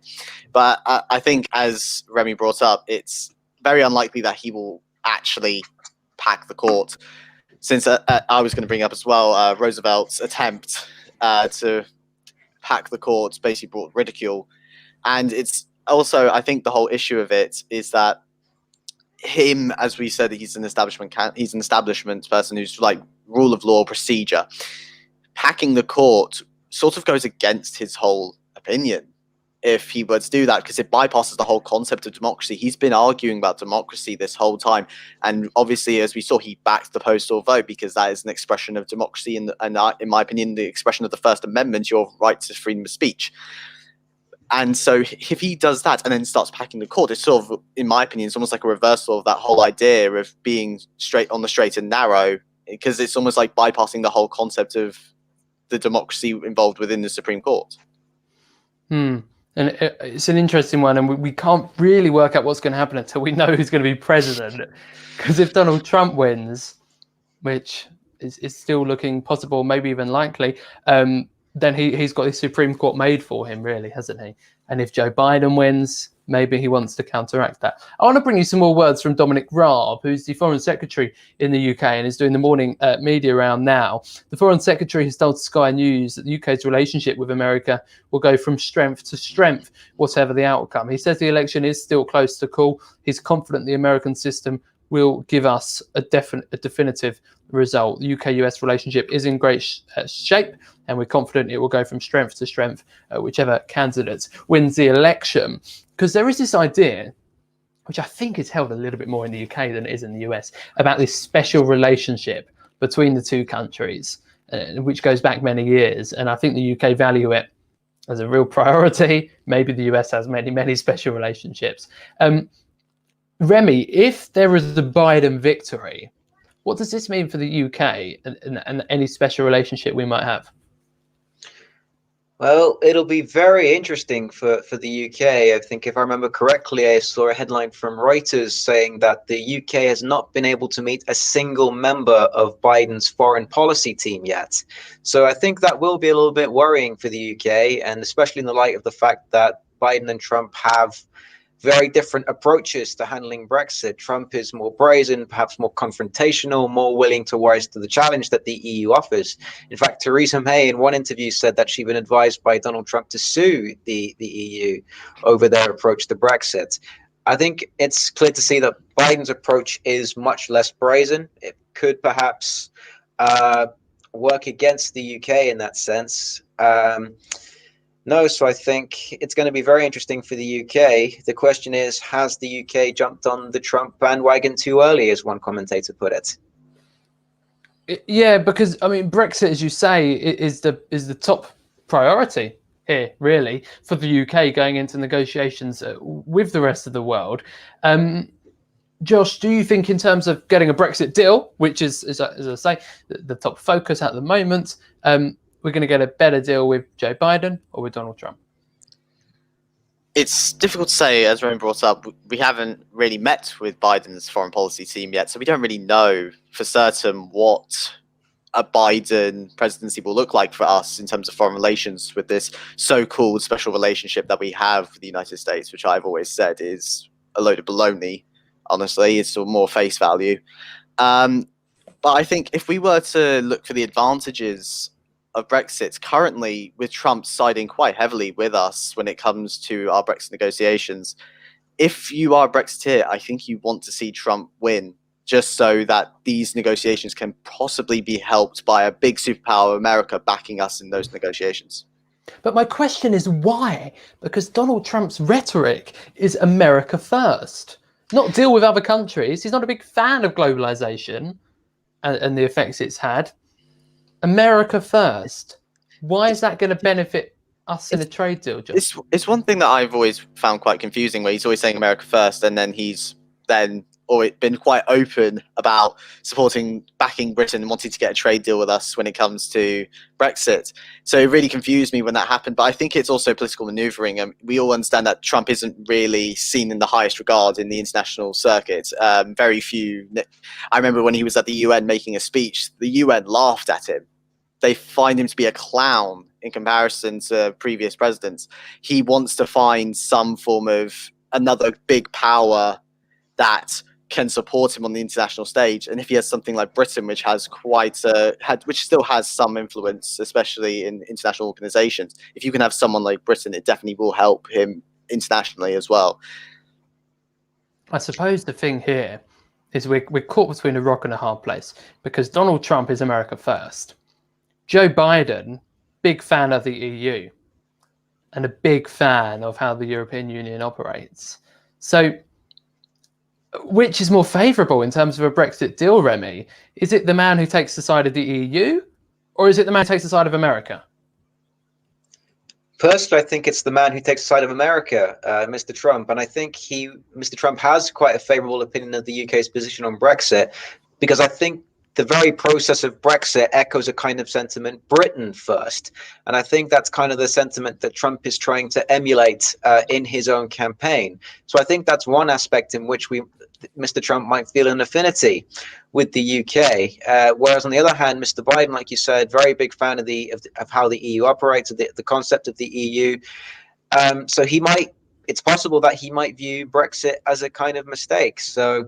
And might not be willing to facilitate that as much in the context of international cooperation. So I think, to answer your question in short terms, I think Britain, in strategic terms at least, is better off with the man who thinks America first. Because I think he's also been trying to, or at least some of his advisors have been trying to tweak that message slightly, saying America first, but not America alone. So I think that's a caveat that could help the UK. And whoever wins, they've got a lot of priorities at home before they start looking abroad. Joe Biden, if he wins over the next few days, then he says he wants testing for all in America for coronavirus, something we, I suppose, take for granted a little bit here in the UK. Donald Trump wins. I'm sure he's got a lot of top priorities as well. I'm Johnny Jenkins. You're watching Raw News, fast approaching 8:45 this morning, and we don't have a result for you just yet. We're waiting on a few states to still declare. We work out their electoral college votes, and then all leads towards that number, 270, which is the key number of electoral college votes needed for either of these men, Donald Trump, Joe Biden, to become the president of the United States. And at this stage in the morning, we would normally have a result. We'd normally be able to tell you who's the winner. But of course, we don't live in normal times. My lead analyst, Dylan McKee, is with me until 9 o'clock this morning before we hand over to Luke James, who's going to carry the show through from 9 until 10. Dylan, it's quite unusual that we don't have a result at this time. Normally, the UK wakes up to find out who the president is. That is very true, but this race is very close. And with the sort of mass numbers of mail-in ballots, there are 100 million votes cast before Election Day, which set a brand new record for the amount of mail-in votes. It's the highest number we've ever seen. But it looks like this wait will go on for quite a while. So we've just received news that in Pennsylvania, 2 major counties that we know of at the moment have stopped counting votes and will resume at 10 a.m. local time. It's currently 3:30 in the morning there. So it looks like this wait will be sort of dragged on for the rest of the day. And those 2 counties are very important. One near Philadelphia, which is expected to be heavily Democratic. So we will not know the outcome of this election for a while yet. When we say a while, and you've given us an inclination of when counting is going to re-begin, of course in the UK, they just do it, don't they? They just get on with it throughout the night. But they're having these pauses. I much prefer UK elections. And that's my outrageous take this morning. Do we know? Is there a time that we can expect to have an idea? So it's 10 a.m. local time that they're resuming. That's about 7 hours from now. So if we count that, Takes us about 3 o'clock. Yeah, 3 o'clock is when they start counting again. So we'll give them maybe 2 hours after that, and we'll know whether. So will I know who the president is when I go to bed tonight? You should do. That should be the aim, or you should have a rough idea. But it looks like there may be legal battles to come. Pennsylvania, the Electoral Commission, or as equivalent there, has said that it will take weeks to get an accurate tally of the ballots. And of course, whoever wins doesn't become the president until January, when there's the inauguration. So there is still time. They become the president-elect. Yeah, so there is that opportunity for a highly contested election to drag on, but obviously the winning candidate is not actually elected to the position of president until January. So if we see any legal conflicts, they will come between now and January. It could be an interesting ride, but we'll see where Wisconsin, Michigan, and Pennsylvania leave us by the time we go to bed tonight, as you said. Okay, well, that's great. And hopefully we'll be able, as we say, to find out a bit later this evening. Bring back, Remy, would you mind just tilting your laptop a bit? I think the morning beautiful sun has taken over your screen a little. Oh, there we are. Wonderful. Yeah, I think it has. It's in all your glory once again. It's just, it's so gripping that we have no idea where it's going to go. And we're going to be glued to the sets. Throughout the rest of the day and I suppose the week. What, as I said at the very top of the show at 7 a.m. this morning, what has struck me so much over the campaign, over the evening, is the age of these 2 people. Whoever wins will be the oldest elected president. The last oldest elected president was Donald Trump 4 years ago. And tonight we will elect the oldest president again. I suppose that makes the vice president so important because they're the one that will fill in if somebody gets ill or sadly dies. Let's just touch on the vice president candidates again, because Vice President Mike Pence really is seen as the politician to Donald Trump's celebrity, if you like, and his sort of anti-politician move. He smooths off some of Donald Trump's rough edges, if you like. When Donald Trump this morning said stop voting, Mike Pence came up afterwards and said continue counting the votes. He's really from the Republican establishment and as I say, smooth some of the rough edges. Kamala Harris, the Democratic vice president nominee, is very important because she's the first woman, the first black or minority woman, if she's elected vice president today. Remy, the vice presidents this year are just so important, aren't they? So what do we think of the two of them? Yeah, no, like you said, Johnny, two vice presidents are absolutely crucial in this race. They could even potentially be the future of the party. I think Biden has already said that he won't run again. That's assuming he wins this election, of course, and that he'll be teeing up Kamala Harris to be a future president, a future Democratic president. So it's absolutely vital.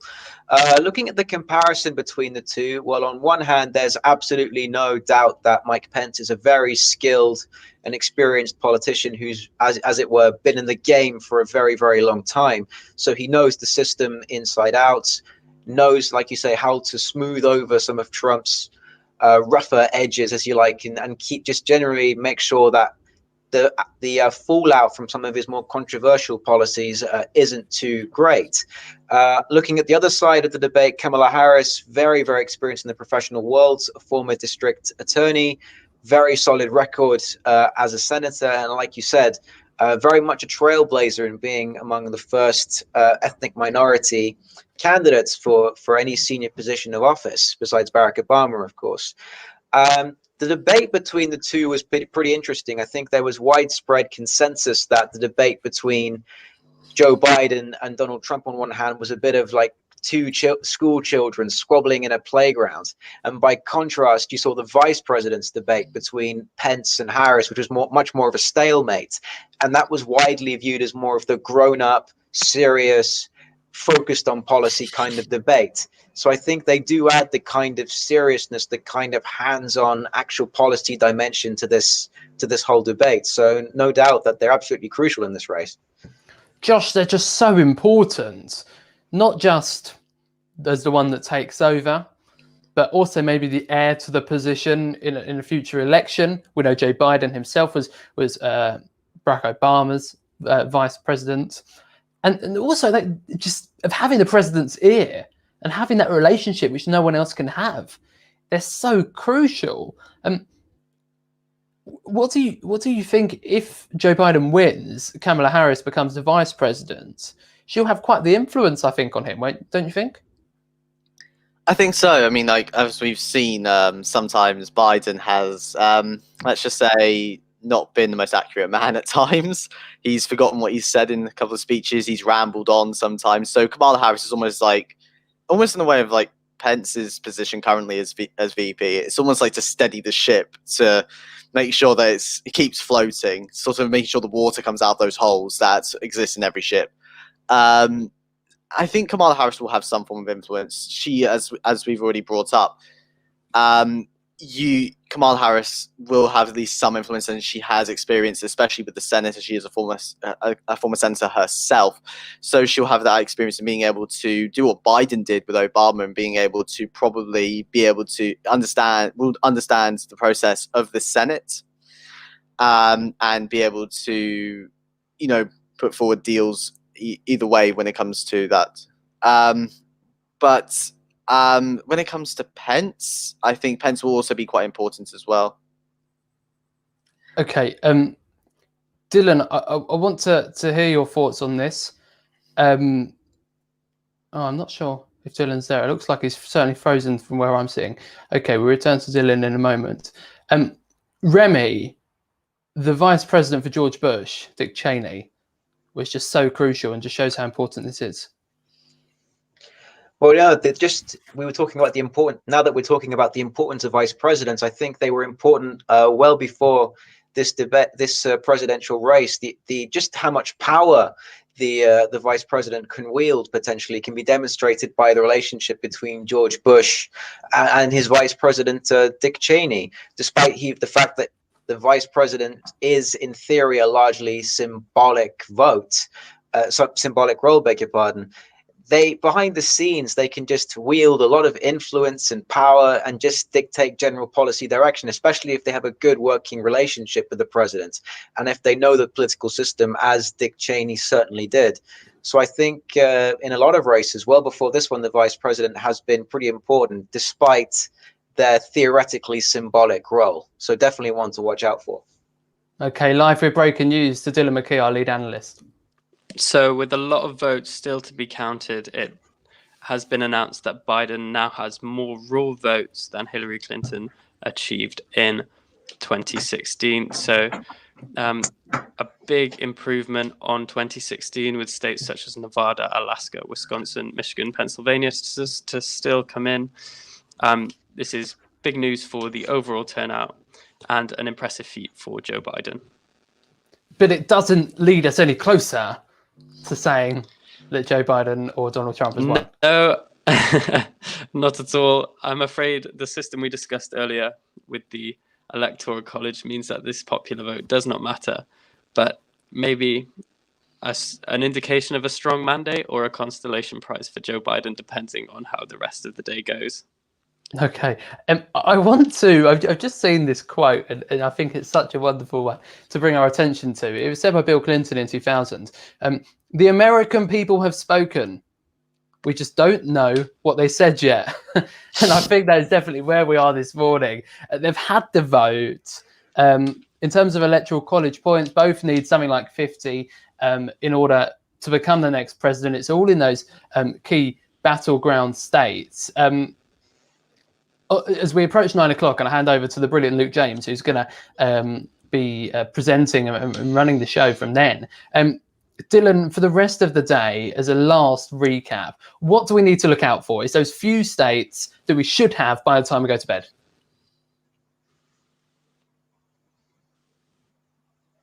And I'm not sure that Dylan is there. Dylan, I don't know if you're here with us and you can hear us. I know he's having some internet problems. What do we need to look out for? Okay, I don't think he's there. There are important things to look out for. Remy, what will you be keeping your eye on?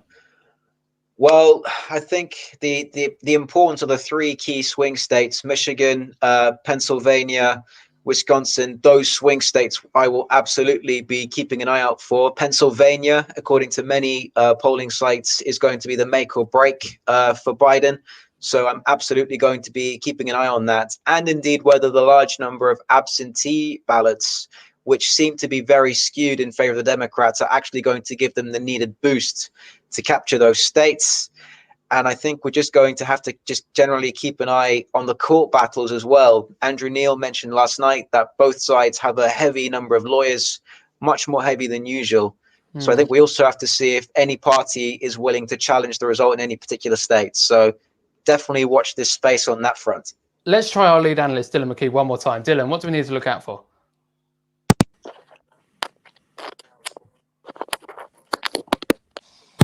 Okay, I don't think Dylan's there. I want to thank our lead analyst, Dylan, who's been with us throughout the morning, and our panel, not just in this hour, but in the last hour as well. Thank you all so much, and I hope you're able to get some sleep and some rest whilst keeping a track of the news this morning. Let's say good morning to Luke James, who's our presenter from 9 o'clock this morning. Hi, Luke. Wow, what a night. I can't hear you, Luke. I know it's been a crazy night. I went to bed at 4 o'clock, and kind of my thoughts at that stage were probably not going to know by the morning. And lo and behold, we still don't really know by the morning. What have you made of it? Oh, it's just so I did the opposite. I slept early last night and woke up about 2 a.m. So I missed some of the action, but caught a bit of it. I think what's struck me is just how much on a knife edge it is. And we just don't know which way it's going to swing. Definitely. The states to watch at this point are in the Midwest. They're the key ones. And especially when you look at kind of how the vote's breaking down in terms of the early ballots. And if there is going to be a controversial ending to this election in the same way that we saw in 2000, it's the early ballots that are going to prove the difference. So the states that I would be looking out for are kind of Pennsylvania, Michigan, and Wisconsin. So yeah, there is still so much to decide. And I think another really interesting thing from the night is what's been going on kind of in the House of Representatives and in the Senate as well, because I think the Democrats probably expected a better night than they've had thus far. Of course, it could still change, but yeah, what do you make of the legislative races? It's been interesting because there was this idea that maybe the Democrats would storm both, and then if the presidential poll was right, then you have Joe Biden as president, and then it's just Democrats all round. But actually, we were discussing earlier in the show, these polls haven't been accurate as we wanted them to be once again, and that's such an issue. And I think America's really got to look at over the next 4 years ahead of the next election. Definitely. I think the polling situation in America is going to be quite interesting in kind of the days and weeks that follow, because all of the polls had kind of a significant lead, especially nationally, for Joe Biden. And on that note as well, Nate Silver tweeted last night, he's the guy who's kind of in charge of 538, quite defensively kind of said the discourse at the moment is incredible. But there were reasons for the discourse to be incredible, because the polls were saying one thing and the ongoing coverage is saying something very, very different. We still don't know what might happen. Of course, Arizona seems to be going blue, which will be a big result for Joe Biden, given kind of the relevancy at this point. But yeah, there's just so much left up in the air. So much more to discuss at 9 o'clock. I'm Johnny Jenkins. Thanks ever so much for being with me for the past couple of hours as America decides. And we still don't know who the next president's going to be. I hand you now. Well, good morning, Warwick. My name is Luke James, and you're listening to Raw 12:51 AM's US election coverage. I went to bed last night at 4 o'clock, at which point I offered a summary of my thoughts on Twitter. The headline is fairly simple, I wrote. Donald Trump has more than a good shot. America might have voted for 4 more years. Joe Biden can still win, but a long battle awaits. I don't think we'll know by the morning. As I speak to you now, the time is 9 o'clock in the United Kingdom. It's 4 a.m. in New York and 1 a.m. in Seattle on the West Coast. At around 7:30 in the UK, Donald Trump appeared before supporters and reporters at the White House to offer the following message. This is a fraud on the American public. This is an embarrassment to our country. Frankly, we did win this election. I should stress, at the moment, Donald Trump has secured 213 electoral college votes. That is the current projection. His Democratic Party opponent, former Vice President Joe Biden, has secured 220. To win the presidency, 270 votes are required. To be clear, President Trump has not won this election. Neither has Joe Biden. We simply do not know yet. Election officials are still counting ballots in key battleground states. Pennsylvania, Michigan, Iowa, and Wisconsin remain in play.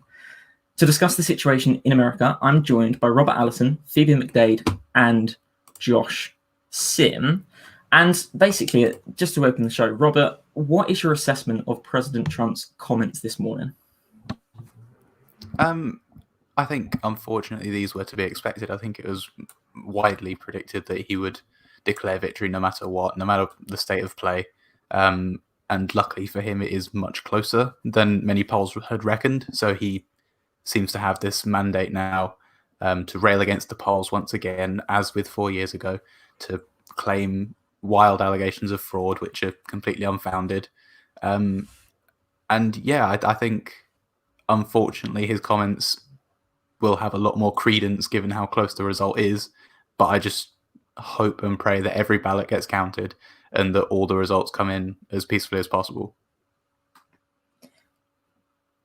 And over to you, Josh. What do you make of the president's remarks this morning? Because kind of the BBC in its reporting has been quite scathing of what the president said. The Foreign Secretary, Dominic Raab, was on earlier talking about the election. They wouldn't be drawn on the president's comments. What do you make of the situation?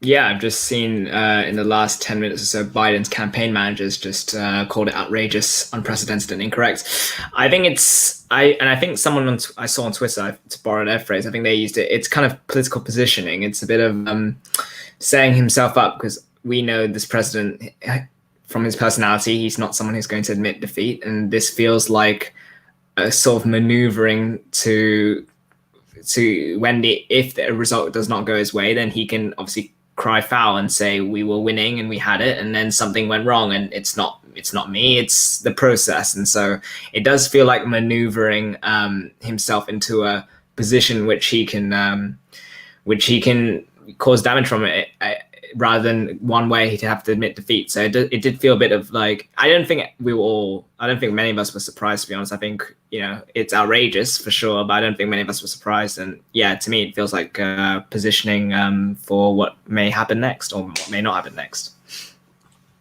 Nigel Farage, who is, of course, a friend and ally of President Donald Trump, said on the BBC this morning that there is no evidence yet to suggest that this election has been fraudulent, which is somewhat interesting given how closely he's previously aligned with Donald Trump. What is the president alleging at this stage? Because, of course, as I said kind of in the introduction to the show, they're still counting in key states like Pennsylvania, Michigan, Iowa, Wisconsin, even in Georgia. That's still not 100% decided yet. So what is President saying, and why is it so important? I'll throw this over to you, Robert. I think it's just mostly on his usual refrain that you've seen throughout. He's been ramping this line up for months about illegal voting, the ideas of fraud and ballot tampering. And I think the story in Pennsylvania a few days ago now didn't help, because that, again, has built into this argument. He's been able to run away with that argument now. And keep pushing the case that there are fraudulent ballots there in such a crucial swing state, and then all over the upper Midwest, all in sort of other close states, which unfortunately there are a lot of this time. And as you say, Robert, the Midwest at this stage in the morning is still very much in play. President Trump currently leads in Pennsylvania, Michigan, and Wisconsin. However, there are still a significant number of votes to count in the region, notably kind of early votes that are predicted to lean towards Joe Biden. Josh, what should we be watching for in the Midwest? Specifically, if we're talking about Wisconsin, I think a lot of the ballots that have yet to be tallied include the ones from Milwaukee and the Green Bay area, more kind of urban areas, which will likely favor the Democrats. There's still obviously that to look forward to, and just to see if that is enough to bring back Trump's lead to something close to equal, and maybe even a Biden lead. And as for the other ones, I think it is sort of waiting and seeing how much of the early ballots can bring in Trump's sort of early lead, and especially with Pennsylvania, we're hearing a lot of contrasting things about how much of the early vote there is left to be counted, and obviously Philadelphia is a very urban area that a lot of their votes have yet to be counted yet, and we expect that to swing the way towards Biden as well. So there's certainly a lot of urban early votes that are yet to be tallied, and they could have a massive say in where those states go in the next few hours or however long it takes. Robert, if we run through the situation in the Midwest, it really is fascinating. In Wisconsin, all of these figures are according to the exit poll that's been publicized kind of everywhere throughout the media. In Wisconsin, early voting apparently skews 16 points in Joe Biden's favor. If we look at Michigan, again, 18 points in Joe Biden's favor. In Pennsylvania, once again, 16 points in former Vice President Joe Biden's favor. How important is this going to be, and how long are people at home going to have to watch and keep an eye on the US election? Because this doesn't seem to be something that's going to end imminently. I wish I could give a concrete answer to that, but unfortunately, none of us are complete experts, and I don't think anyone in the US would give you a full answer either. It's just going to have to be a case of patience and waiting for the process to run its course. I think it's interesting as well that a lot of the outstanding vote, particularly I'm looking at Michigan here, Wayne County, which is home to Detroit and a lot of the metro area around there, there's only 43% of the vote in there. So it's a case for Biden of running up the numbers in those really urban areas, trying to offset Trump's current lead. It's just a question of how much he can eat into Trump's advantage and maybe nick a slight lead in the end when all those postal votes do come through.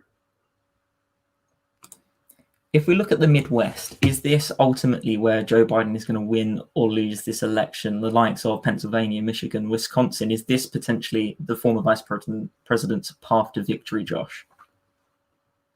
Yeah, and I mean, it goes both ways. It is the area that Trump may win the election, as well as Biden losing it, and vice versa as well. Obviously, President Trump's quite confident in winning Georgia and North Carolina, but we still don't know about those ones. But yeah, you do feel like certainly Pennsylvania for me is kind of that big one, that big fit we're still kind of waiting on. But equally, yeah, if Biden can't seem to reel in the lead that Trump's built up in the South, in Georgia, North Carolina, then yeah, Wisconsin, Michigan then become massive. So it's certainly, that area seems to be the big one that we're all kind of waiting on. And I think Pennsylvania for me singularly is that one state that can really swing the balance between whichever candidate towards winning the White House. There was a lot of talk kind of among the media, both on the BBC and CNN, that I saw people talk about this, that around kind of 2 o'clock in the UK, people started talking about the potential of the Electoral College finishing 269 to 269. If we look at these states in the Midwest, and again, I think a really important example of this is in Pennsylvania at the moment. These are kind of the elections that are ongoing. The Republican Party has 6 House of Representative seats in the bag in Pennsylvania. The Democrats have 5, and there's still several kind of elections that have yet to be called. In terms of the legislative elections in these states, how important are they going to be? And also, my question to you is, do we anticipate that there's been a fair amount of split ticket voting? What do you make of that, Robert?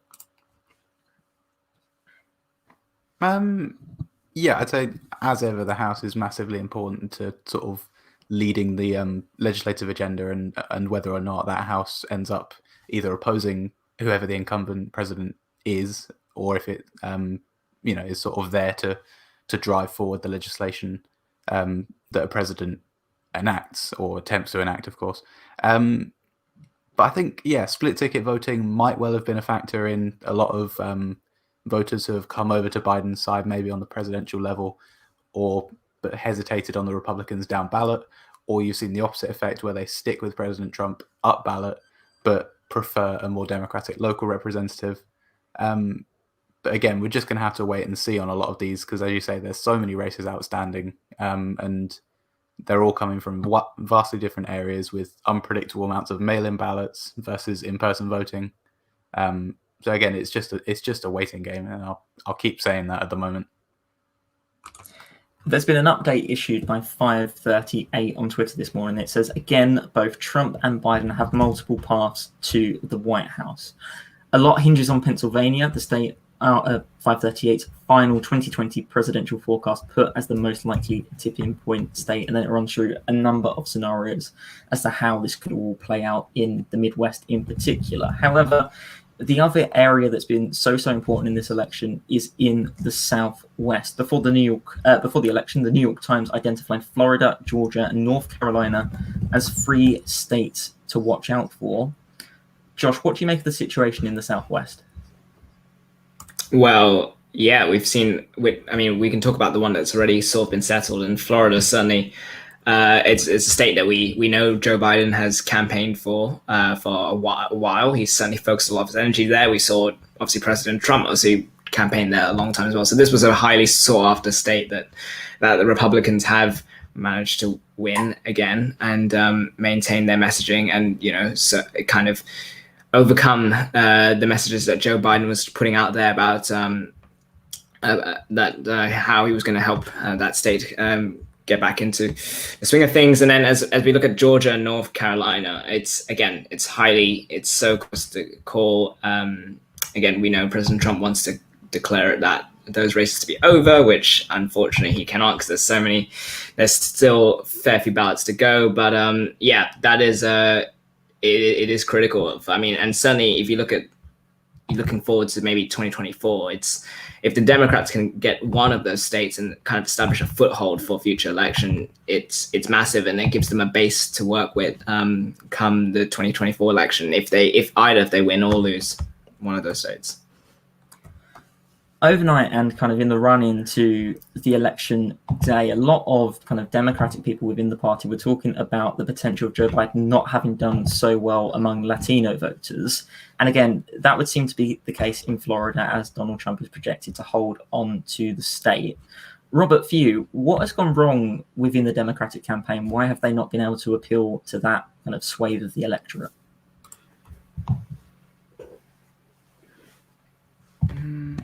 It's a difficult one. I think it's clear that they saw something was up when they sent Obama down to Miami-Dade County in the last sort of couple of days of the campaign to really drive turnout up in there.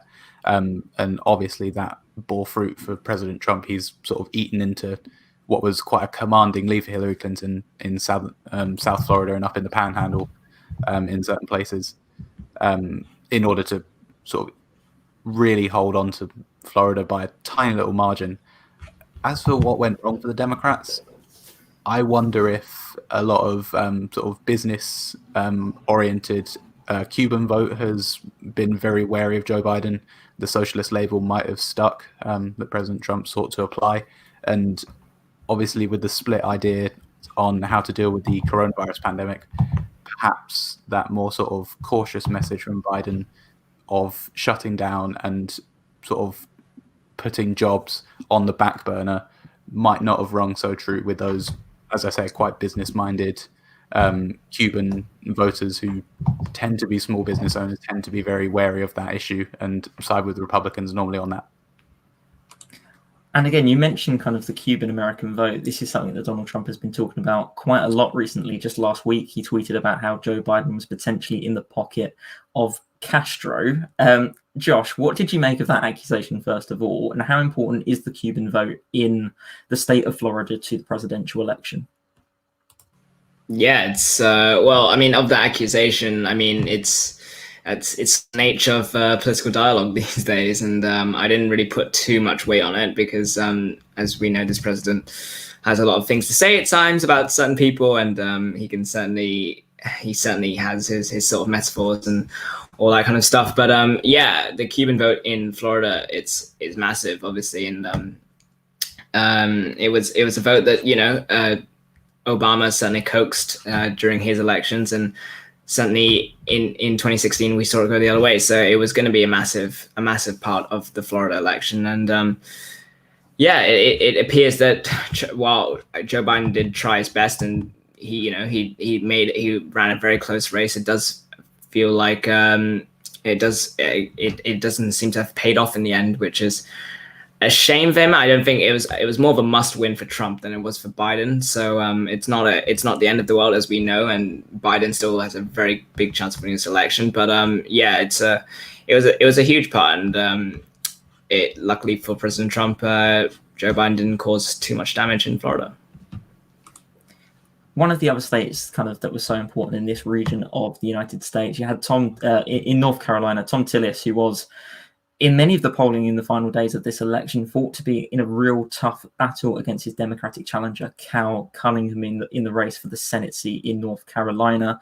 By my reckoning, Tom Tillis has held on in North Carolina by 2 points. How important is that? Because there's been lots of conversations about how the Democrats could potentially flip the Senate, win the presidency, and of course retain control of the House. Is this an example in North Carolina of an individual senator being more popular kind of in terms of approval ratings than the president himself? Or is this just kind of a 2-for-1 deal where you vote for the president, you also vote for your Republican senator? What do you make of that idea, Robert? Yeah, I think it's definitely a crucial race, one to watch. Obviously, the Democrats fancied their chances in, as you say, flipping the Senate back into their control, which would have been pretty vital to the Biden agenda were he to be elected as president. But yeah, I think it is likely that Tom Tillis will have sort of rode Trump's coattails down ballot, and then obviously for some voters who prefer the local representative over the president, Tillis would have sort of buoyed Trump, carried some voters over to the Republican ticket who might have been hesitant, might have been more moderate, and might have, not like Trump's style, but they fancy their local Republican as a good guy. So therefore they go, oh, fine, I'll toe the line. I'll go with the party. But yeah, it's interesting again how polling hasn't quite hit the mark on this one. You're seeing that up and down the country, and especially given that polls were reckoned to have been well corrected after some of their errors in 2016, it's interesting again how there is still a certain amount of error that's inconsistent across the country. Obviously, it's also within the margin of error, so we can't jump to too many conclusions. But I think inconsistent patterns across like where the polling has tracked is really making this night quite unpredictable.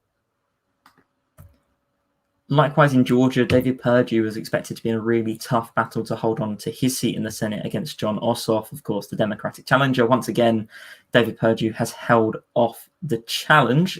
Interestingly, the special election for the Senate in Georgia looks to be going for a runoff election, so that's something that will be rumbling on for the weeks ahead. Also in the region, Lindsey Graham won comprehensively in South Carolina by almost over 200,000 votes. There is so much to look out for in terms of the legislature in this part of the country. But before I moved on to the next section, I wanted to ask you about the role that the Supreme Court could play in this election. We've heard, of course, from President Donald Trump this morning about how he believes he has won this election, how he would be willing to take this to the courts.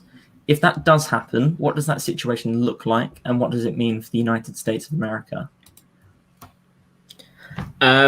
I mean, it's interesting because Amy Coney Barrett, who's only just been only appointed to the Supreme Court, has yet to kind of take on any cases yet. So it'll be very obviously they will try to get her on the Supreme Court for this case, and by they I mean the White House and the Republican Party, and so it should be you would expect the Republicans to get their way, and they will exert a lot of political pressure on the Supreme Court. But then again, this court, while it does heavily favor the Republicans, we've seen the likes of Neil Gorsuch occasionally vote against his fellow conservatives in certain motions, and so this is this will surely test their personal political beliefs, because obviously some of these justices are sort of originalists in their philosophy, and so this will be a bit of a test for them. And no doubt you'll expect the president and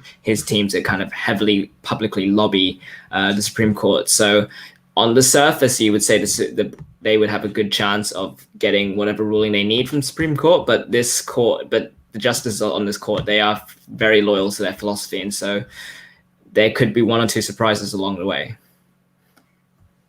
Robert, before the election, the Supreme Court ruled on a case pertaining to Pennsylvania, which basically allowed state vote counters to count ballots that had been postmarked by election day. That kind of was against some of the wishes of the GOP. Given that split decision, it was 4-4, meaning the status quo was retained. What would you expect in the event that this presidential election did go to the Supreme Court, and how important will, as Josh says, Amy Coney Barrett be in any potential ruling? I think that situation is quite scary, to be honest. It stinks of Florida 2000 all over again if you're getting the Supreme Court weighing in on what ballots are valid, what votes are being counted when and where. It is a really... normally you'd say this is an unprecedented scenario, but unfortunately we've seen it before. We've seen it in Florida back then with what happened.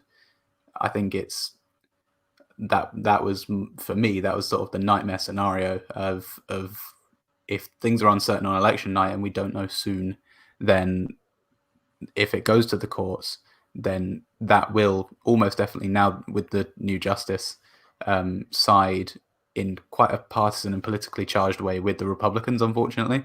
The neutral nature of the court, unfortunately, might well go out the window with pressure from, like you say, the GOP and from President Trump himself. He will publicly grill any justice who seeks to side against him, and potentially put pressure on their resignation, even, getting, if he's re-elected, a fourth justice, which is pretty unprecedented, I think, for a 4-year president to get 4 new appointments on the Supreme Court. An interesting thing about the Supreme Court as well, and just kind of American politics over recent years, is the Republicans have made it one of their main missions to get justices on the courts, whether that be the Supreme Court or whether that be the lower courts of appeal. Throughout the past couple of years, we've seen Donald Trump really focus on that. And Mitch McConnell too, of course, he was re-elected last night as well. So the courts could play an incredible role in this election. I'm sure it's something we'll talk about more in the show. During the final hour of our broadcast last night, we discussed some of the key gubernatorial races. Montana offered the most competitive race and was rated as the only toss-up by 538. This morning, I can tell you that the Republican candidate, Greg Gianforte, has won the race by 9 points. Robert, you were on air with me last night. What does this result tell us about the election as a whole? I think that indicates quite a phenomenon, particularly in a deep red state like Montana, that Trump voters have sort of stuck with their guy up the ballot, and then they've gone with the quite Trumpian candidates down the ballot. In Montana particularly, the split ticket voting was perhaps less of a phenomenon than it was in areas like the Midwest, like Georgia and Florida, where races are much tighter.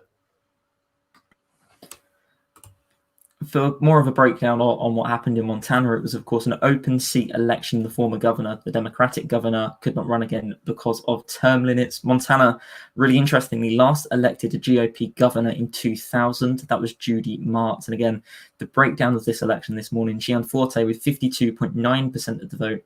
Cooney, the Democratic challenger, well, it was an open seat, so just the Democratic candidate, secured 43.3% of the vote. And the Libertarian Party candidate, Bishop, secured 3.8%. Josh, in the weeks and months ahead, we are likely to see lots of discussions about the role of governors in this election. Of course, in 2000, the governor of Florida played a very important role in the election. Do you think throughout kind of the weeks kind of prior to the election, we gave enough attention to what was happening in the gubernatorial races because they could prove so pivotal? The easy answer is no, we didn't. Obviously, the presidential race has obviously taken the headlines, and then the Senate and the House ones have also kind of been in the news. But the governor elections, they're massive, and in terms of, especially in states where obviously where the election remains to be decided, and obviously for future for the future kind of elections and sort of like. We talk about in 2 years' time the House elections again and all that kind of stuff. Yeah, the governor elections are going to be huge for that. And we didn't pay too much attention to it, but there's certainly something there, and you only have to kind of look and see. And as you said, you only see what the Florida governors have done. They play a massive part. So yeah, it's certainly one that we should keep an eye on for in a bit to come. As it stands, 29 of the 35 seats in the Senate that were up for election in this cycle have been called. The Democrats currently hold 45 seats, plus the 2 independents, Bernie Sanders and Angus King, that also vote with the Democrats. The Republicans currently sit on 47. Josh, are there any legislative races that have caught your attention overnight? And if so, what are they and why? Yeah, I mean, South Carolina, I saw previewed last night, and even though Lindsey Graham, as widely expected, did win, it was interesting to see how far Jamie Harrison would push him, and push him he did, because he obviously had a very successful fundraising campaign. Lindsey Graham has very publicly U-turned on his policy stances and tied himself to President Trump after declaring President Trump was not fit for the presidency. So that one obviously caught my eye for the headlines. And then you only have to look at now and see the Michigan race, which is still going at the moment. And it looks like that's going to become a Republican Senate seat as opposed to the Democrats. And that would be, again, it would further kind of the lead of the Republicans in the Senate, which would obviously be a very tough obstacle to overcome for Joe Biden. But for President Trump, it would be great for him, and especially when you think about all the policies that President Trump, obviously healthcare reform is still something that's on the thing to do, on the list to do. There's a lot, and so many other policies that he wants to do. Immigration reform as well. Having a majority in the Senate could be crucial. So yeah, if he's able to turn one of those Democrat seats into Republican, that could be massive in terms of policies over the next 4 years. Robert, what are you making of the legislative races? Is there anything that particularly stands out for you? The one that stands out to me is the Senate race. I'm just pulling up here and having a look. First of all, in Iowa, that was predicted to be an absolute dead heat. It looks like Joni Ernst, the Republican incumbent, has sort of pulled away a little bit in Iowa. That's been called. So that is definitely bad news for Democrats. That's one they thought they could potentially pull off. Arizona has yet to be called as well, interestingly, even though Mark Kelly leads, but that looks like a good pickup for Democrats. And then Michigan as well is the big one for me, with a lot of the vote still outstanding. I'm reckoning that's probably coming from the Detroit metro area, but the Democratic incumbent trails currently by about 6.5 points. So that is a hell of a margin to have to make up. Obviously, I'd say that a lot of the outstanding vote is coming from very Democratic-leaning inner-city areas. So that margin could well be made up in and around the Detroit metro area. But it's interesting for now that the polling was quite a way off. Peters was expected to take this race by sort of 3-4 points. As it stands, he's down 6.5. That's quite the upset in Michigan, and could bode pretty poorly for Biden statewide as well.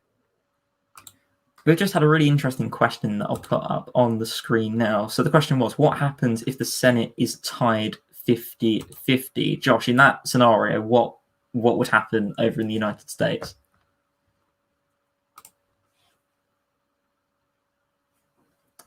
Josh, you're on mute. Sorry, I've always done this before. If it does become a 50-50 vote, well, I mean, certainly when it comes to policies, the vice president would get the casting vote. So that would be very interesting in terms of that. And it would put more emphasis on this presidential race. So whether it is Mike Pence or Kamala Harris, it would certainly cause a stir. It would certainly, make policymaking. It would take that kind of difficulty of making that happen up to another level. So yeah, it's a 50-50 tied Senate. I think it's a scenario neither side are hoping for, but we'll have to see if it pans out that way. A lot of the coverage in the build-up to this election has spoken about how divisive American politics has been over recent years. In fact, in the Joe Biden campaign, Biden has promised to govern for all of America. One of the slogans that's kind of been repeated by Biden in recent weeks is that he wouldn't govern just red or blue states, he'd govern the United States. Given how close this election seems to be, both on a local, national, and presidential level, are we likely to see America come together after this, or is there perhaps more uncertainty ahead? I mean, hopefully, as I say, I hope the ballots get counted and the election draws to a close as soon as possible, just to sort of stave off any threat of violence, any worries of allegations of fraud and things that rile up supporters of Trump, who are more energized, I'd say, much more likely to take up violent action against authorities. But yeah, it's just a scary one, really, I think. And over to you as well, Josh. What does this election say about kind of the state of America at this point? Are we going to see more division, or is there an opportunity once the dust settles for the country to come back together?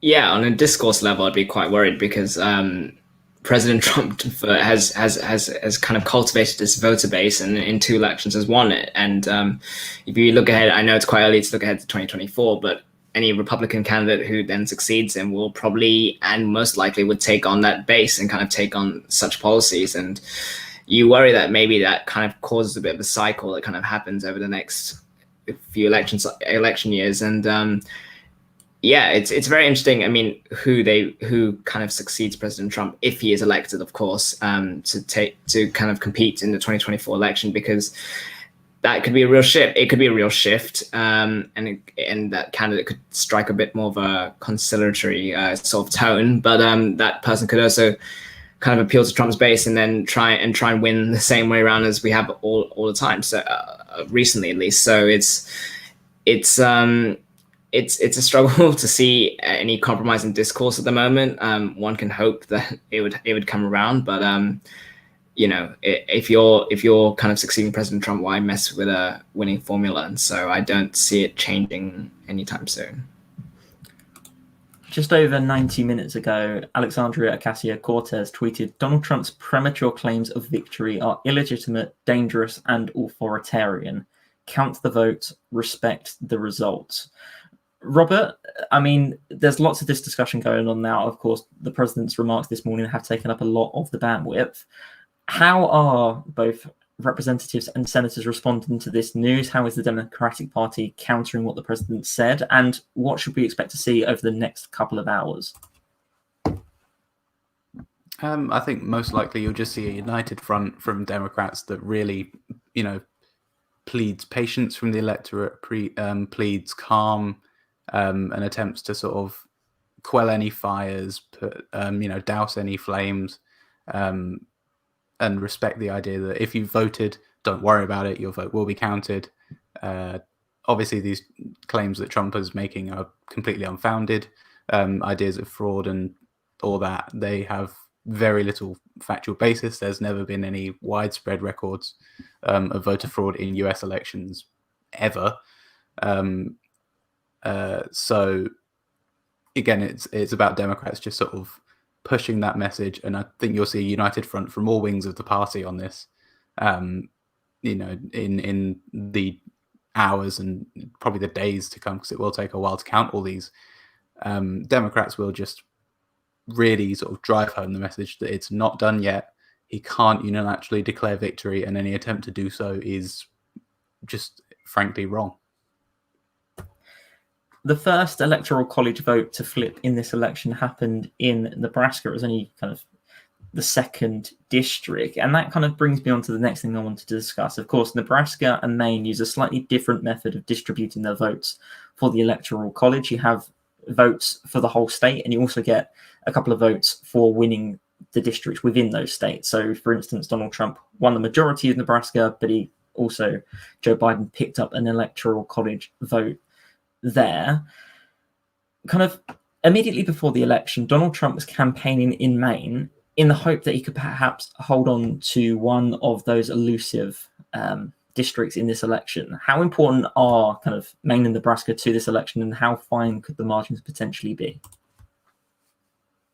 Yeah, I mean, you see this election is already, it's on a knife edge at the moment. It really is. And I feel like that Biden winning that Nebraska district could be the difference, really. And so, yeah, if you can avoid a clean sweep of the state and definitely grab one or two of the electoral college votes, it makes a huge difference. And it will be, time will tell. Obviously, we're still waiting on some of the Midwest states to kind of declare to see how much of a difference it makes. But at this point, when everything is, as I said, on a knife edge, these seats could be pivotal. And so I think it was really important for Biden to get that one Nebraska vote. And we shall see in the next few hours or days how crucial it will turn out to be. As I mentioned earlier, Dominic Raab was speaking on the BBC this morning. He said, "Whatever the election night comments from either side of the campaigns, I'm confident and have full faith in the US institutions." He said he was sure the checks and balances in place for the US presidential election races would provide a definitive answer. The Foreign Secretary continued, "The truth is, what's really important is that we wait for the race to unfold. I'm very confident that regardless of whether there is a Republican or Democrat win, the British-US relationship is in great shape." That's the next question that I wanted to put to you both, because there's been a lot of discussion about what could happen with the relationship between the United Kingdom and the European Union and the United Kingdom and the United States. How would a Donald Trump presidency impact the Brexit negotiations? Would it potentially change the path that Britain is headed down? And I'll give that to you first, Robert. I think a Trump win for Britain would be an uneasy one, because as you saw, hopefully with a poll that was released, I think last night or some point through election day yesterday, if Britons were to vote on the Trump Biden on that dynamic, 75% of us would fall for Biden. So it's an uneasy dynamic for the Conservative government then to have to work with a president that only a quarter of the population really see as, that they really back. Trump has been quite similar in style to sort of Boris Johnson's style of governance. I think they model themselves almost off of each other. This quite bombastic, blusterous, but very straightforward style that seeks to, just raise morale and push through on issues, even when it's clear that there's no sort of policy way forward. But in terms of how it affects particularly Brexit negotiations, Trump has been more favorable on the idea of Brexit. Obviously, he supports it much more than Biden would have. And perhaps that means we get more favorable trade terms from the US. But I reckon Trump, in his businessman style, would do a lot of posturing, a lot of, I'll scratch your back if you scratch mine for Johnson. And Johnson would have to play that game.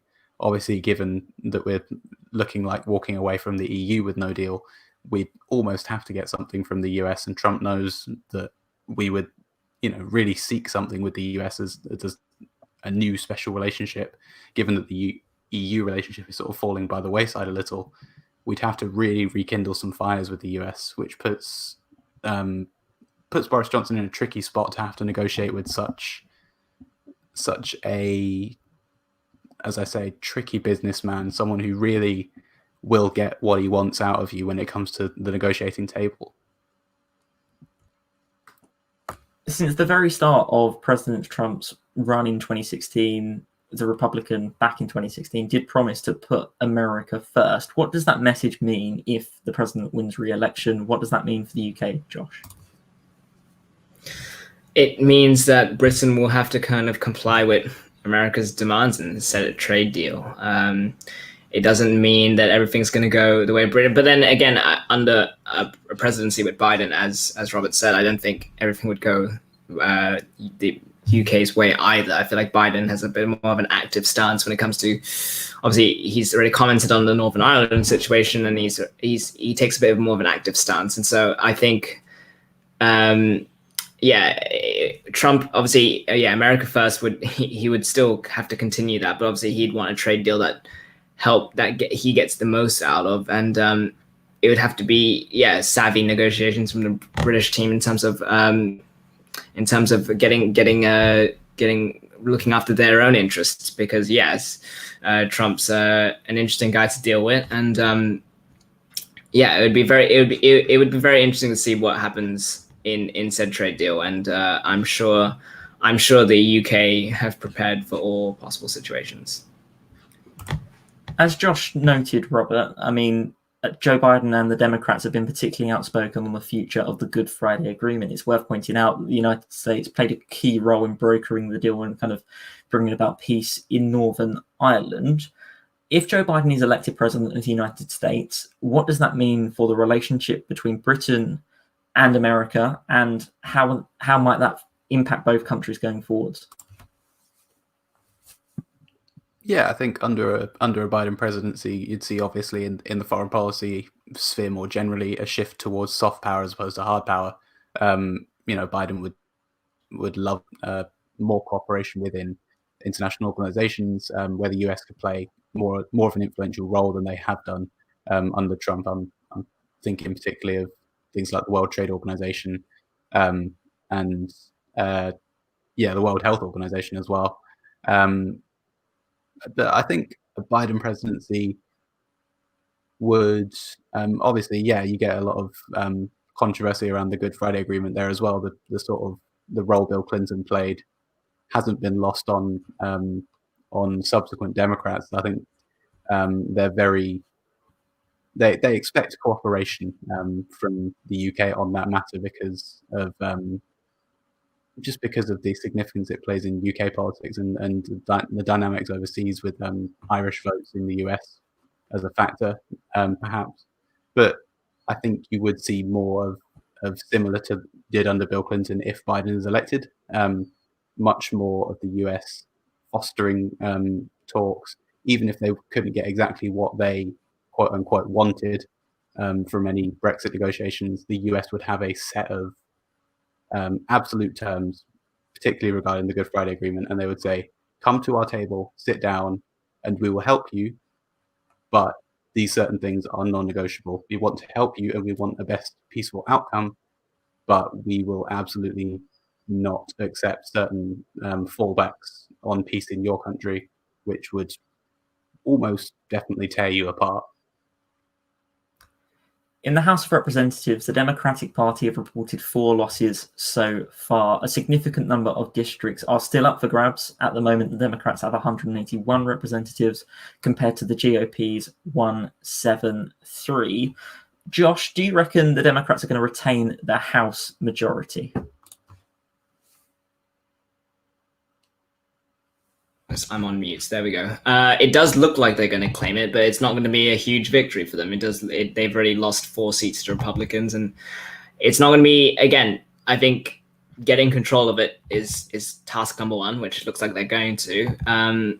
But it won't be as secure. And obviously, we know of Nancy Pelosi's very combative relationship with President Trump, and you can be sure that if Trump is elected, that they will continue to have these battles, and the Senate, and with the Senate looking like it will head back to Republicans as well, it's critical for the Democrats to have some sort of foothold in Congress. But at the same time, you wonder, how vulnerable are they? And certainly, if the Democrats, are seen to kind of play against the national interest, it puts them in a dangerous position. So yeah, it does look like the Democrats are going to take the House, but it does, kind of loss in seats does put them into a position that may not be beneficial for them in the long run. Overnight, one of the things that stood out to me in the coverage on the BBC was they was talking about Nancy Pelosi's role in trying to secure the Democrats a favourable result, both in the House of Representatives but also in the Senate. The belief kind of that Democratic pollsters were talking about last night was basically, if this election, and we've got to remember that at this point last night, this was kind of a worst case scenario for them because people believed that Donald Trump would lose. That's what the polling was telling us. However, there was the belief that if this election was tied 269 to 269, of course, the House of Representatives would step in and all kinds of chaos could potentially ensue. If the Democrats don't do as well as expected in kind of the House of Representatives, what does that say about their campaign, and what should Nancy Pelosi be thinking about her position?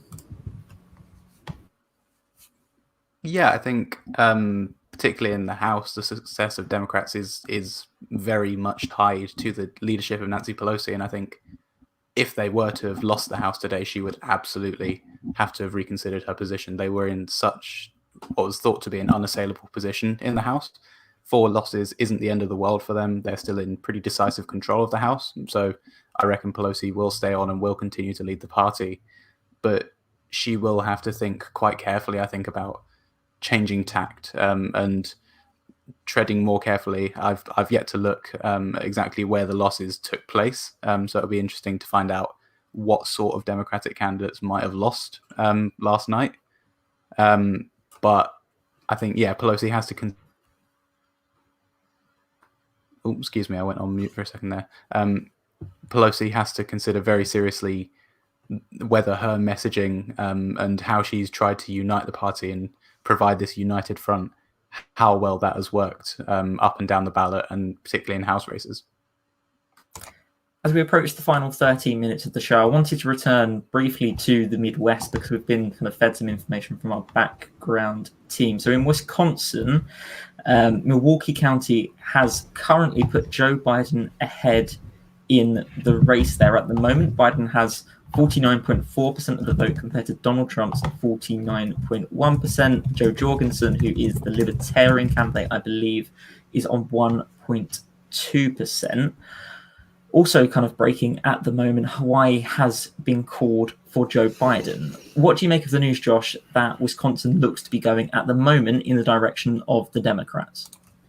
I mean, this was what the Democrats were waiting for, weren't they? This is what they were waiting for with these terms of the early vote. And Milwaukee County, obviously, they've now got some results. Obviously, I think Green Bay, I think they're still waiting to calculate that. I'm not quite sure. But those were 2 kind of counties that were going to be heavily favoring the Democrats. And Wisconsin was always going to be vulnerable, I think, heading into this election. Obviously, the Republicans won it by a very slim margin and took it.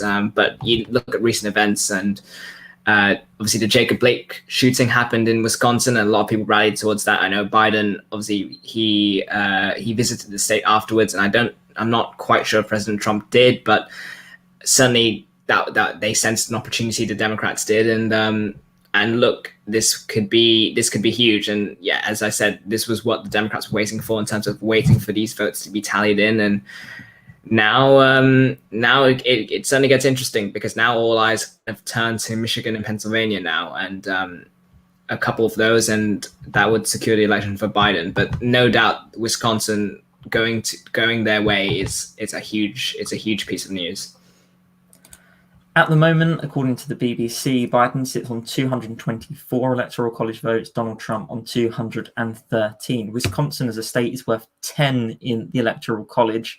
Robert, just how important could this be if Vice President or former Vice President Joe Biden does hold on in this race? Yeah, I think Wisconsin is a hugely influential race. Obviously, we've been looking at the Midwest the entire time. That's been the predictable path for both candidates for ages.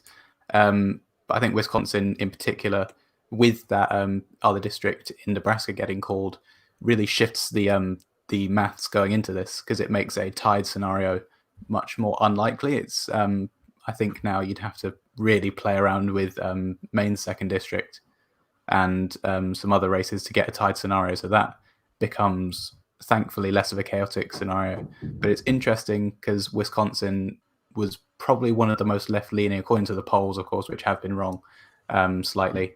But Wisconsin was the most left-leaning of the upper Midwestern states. So it's predictable, perhaps, that has been called first and looks likely to go to Joe Biden first out of any of the target seats up there. But as Josh said, we will wait and see on Pennsylvania and Michigan, as those alone, without Wisconsin, could still swing the balance of power either way. Josh, as you pointed out, Hawaii has now been confirmed for Joe Biden. What does that tell us about the state of the race as we approach 10 o'clock here in the UK? I mean, it's more electoral college votes for Joe Biden.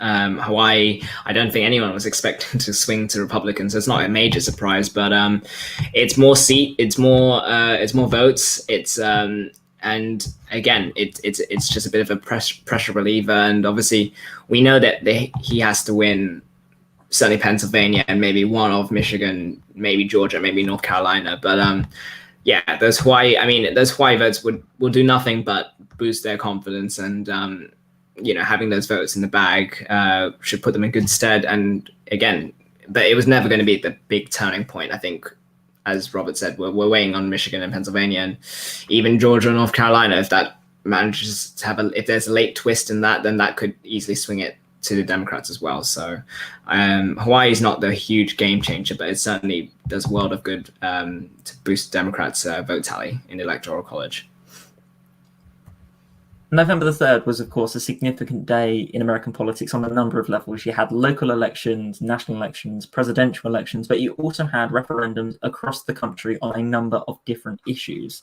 Last night, we discussed Colorado's Proposition 115, which would have banned late-term abortions. It would have prohibited abortions after the 22nd week of pregnancy. I can report this morning that the proposition was rejected by a fairly emphatic margin. The No campaign won with 59.1% of the vote, compared to the Yes campaign's 40.9% of the vote. This is something that we spoke about last night, Robert. Is this a surprise to you, or kind of something that you expected to take place in Colorado?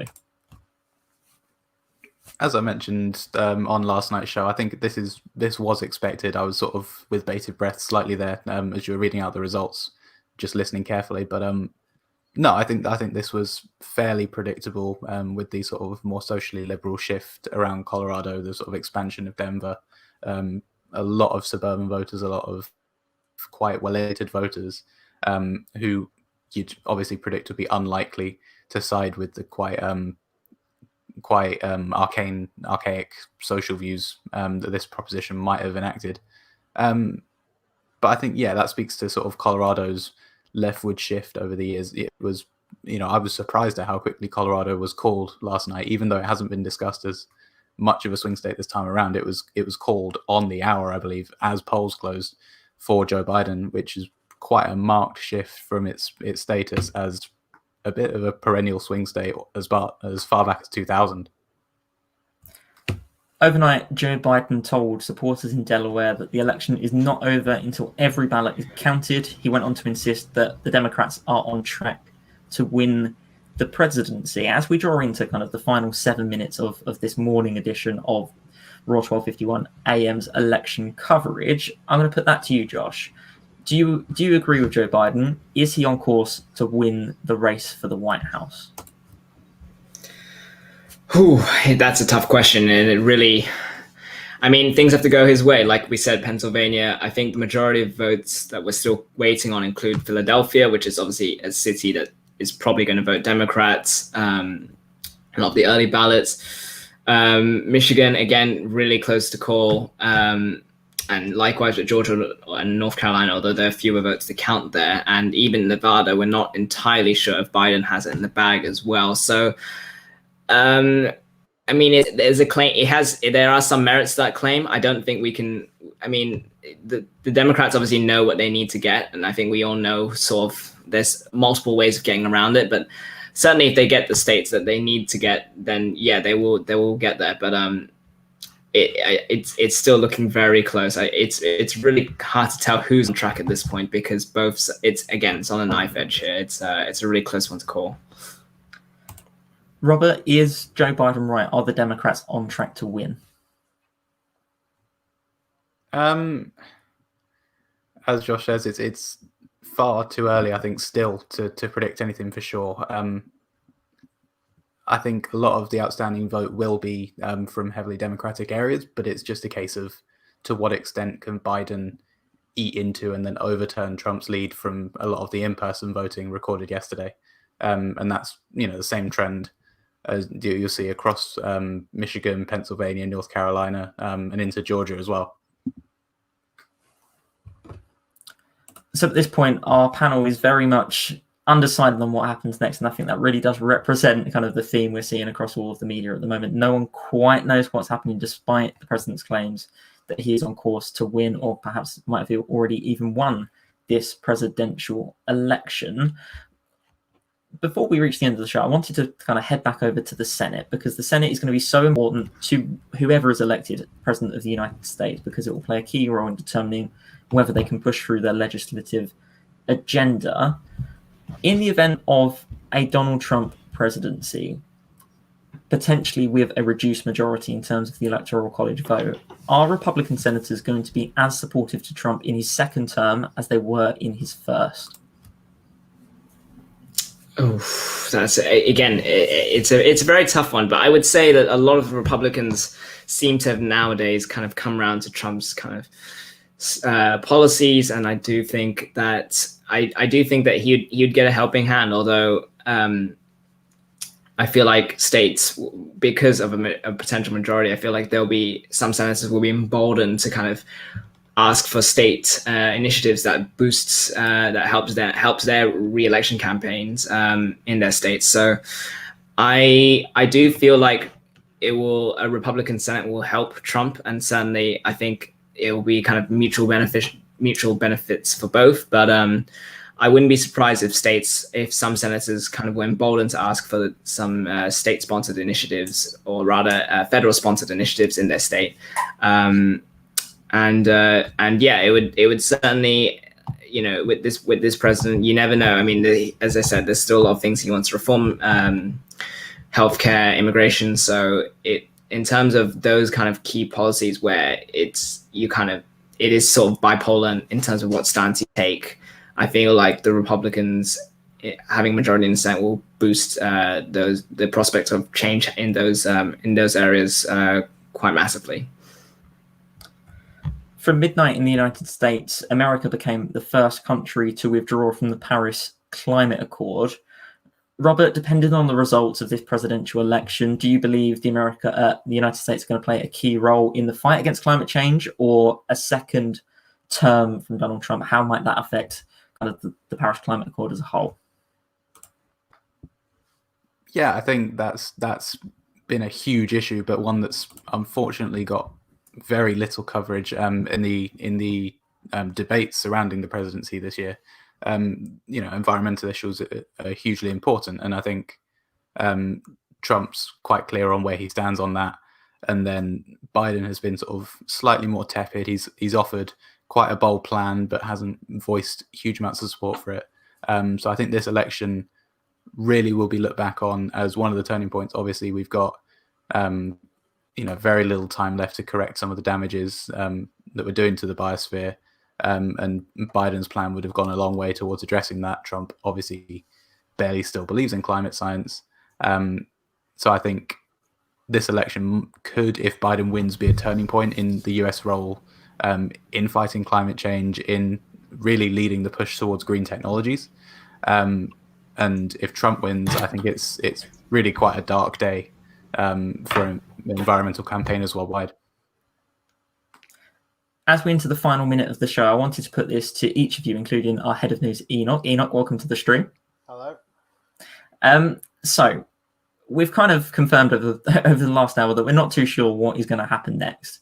We're sorry that we don't know, but I don't think anyone does. What I will ask you, however, each in turn, is for you, which state is going to be the tipping point in this election? I'm first going to offer this to Enoch.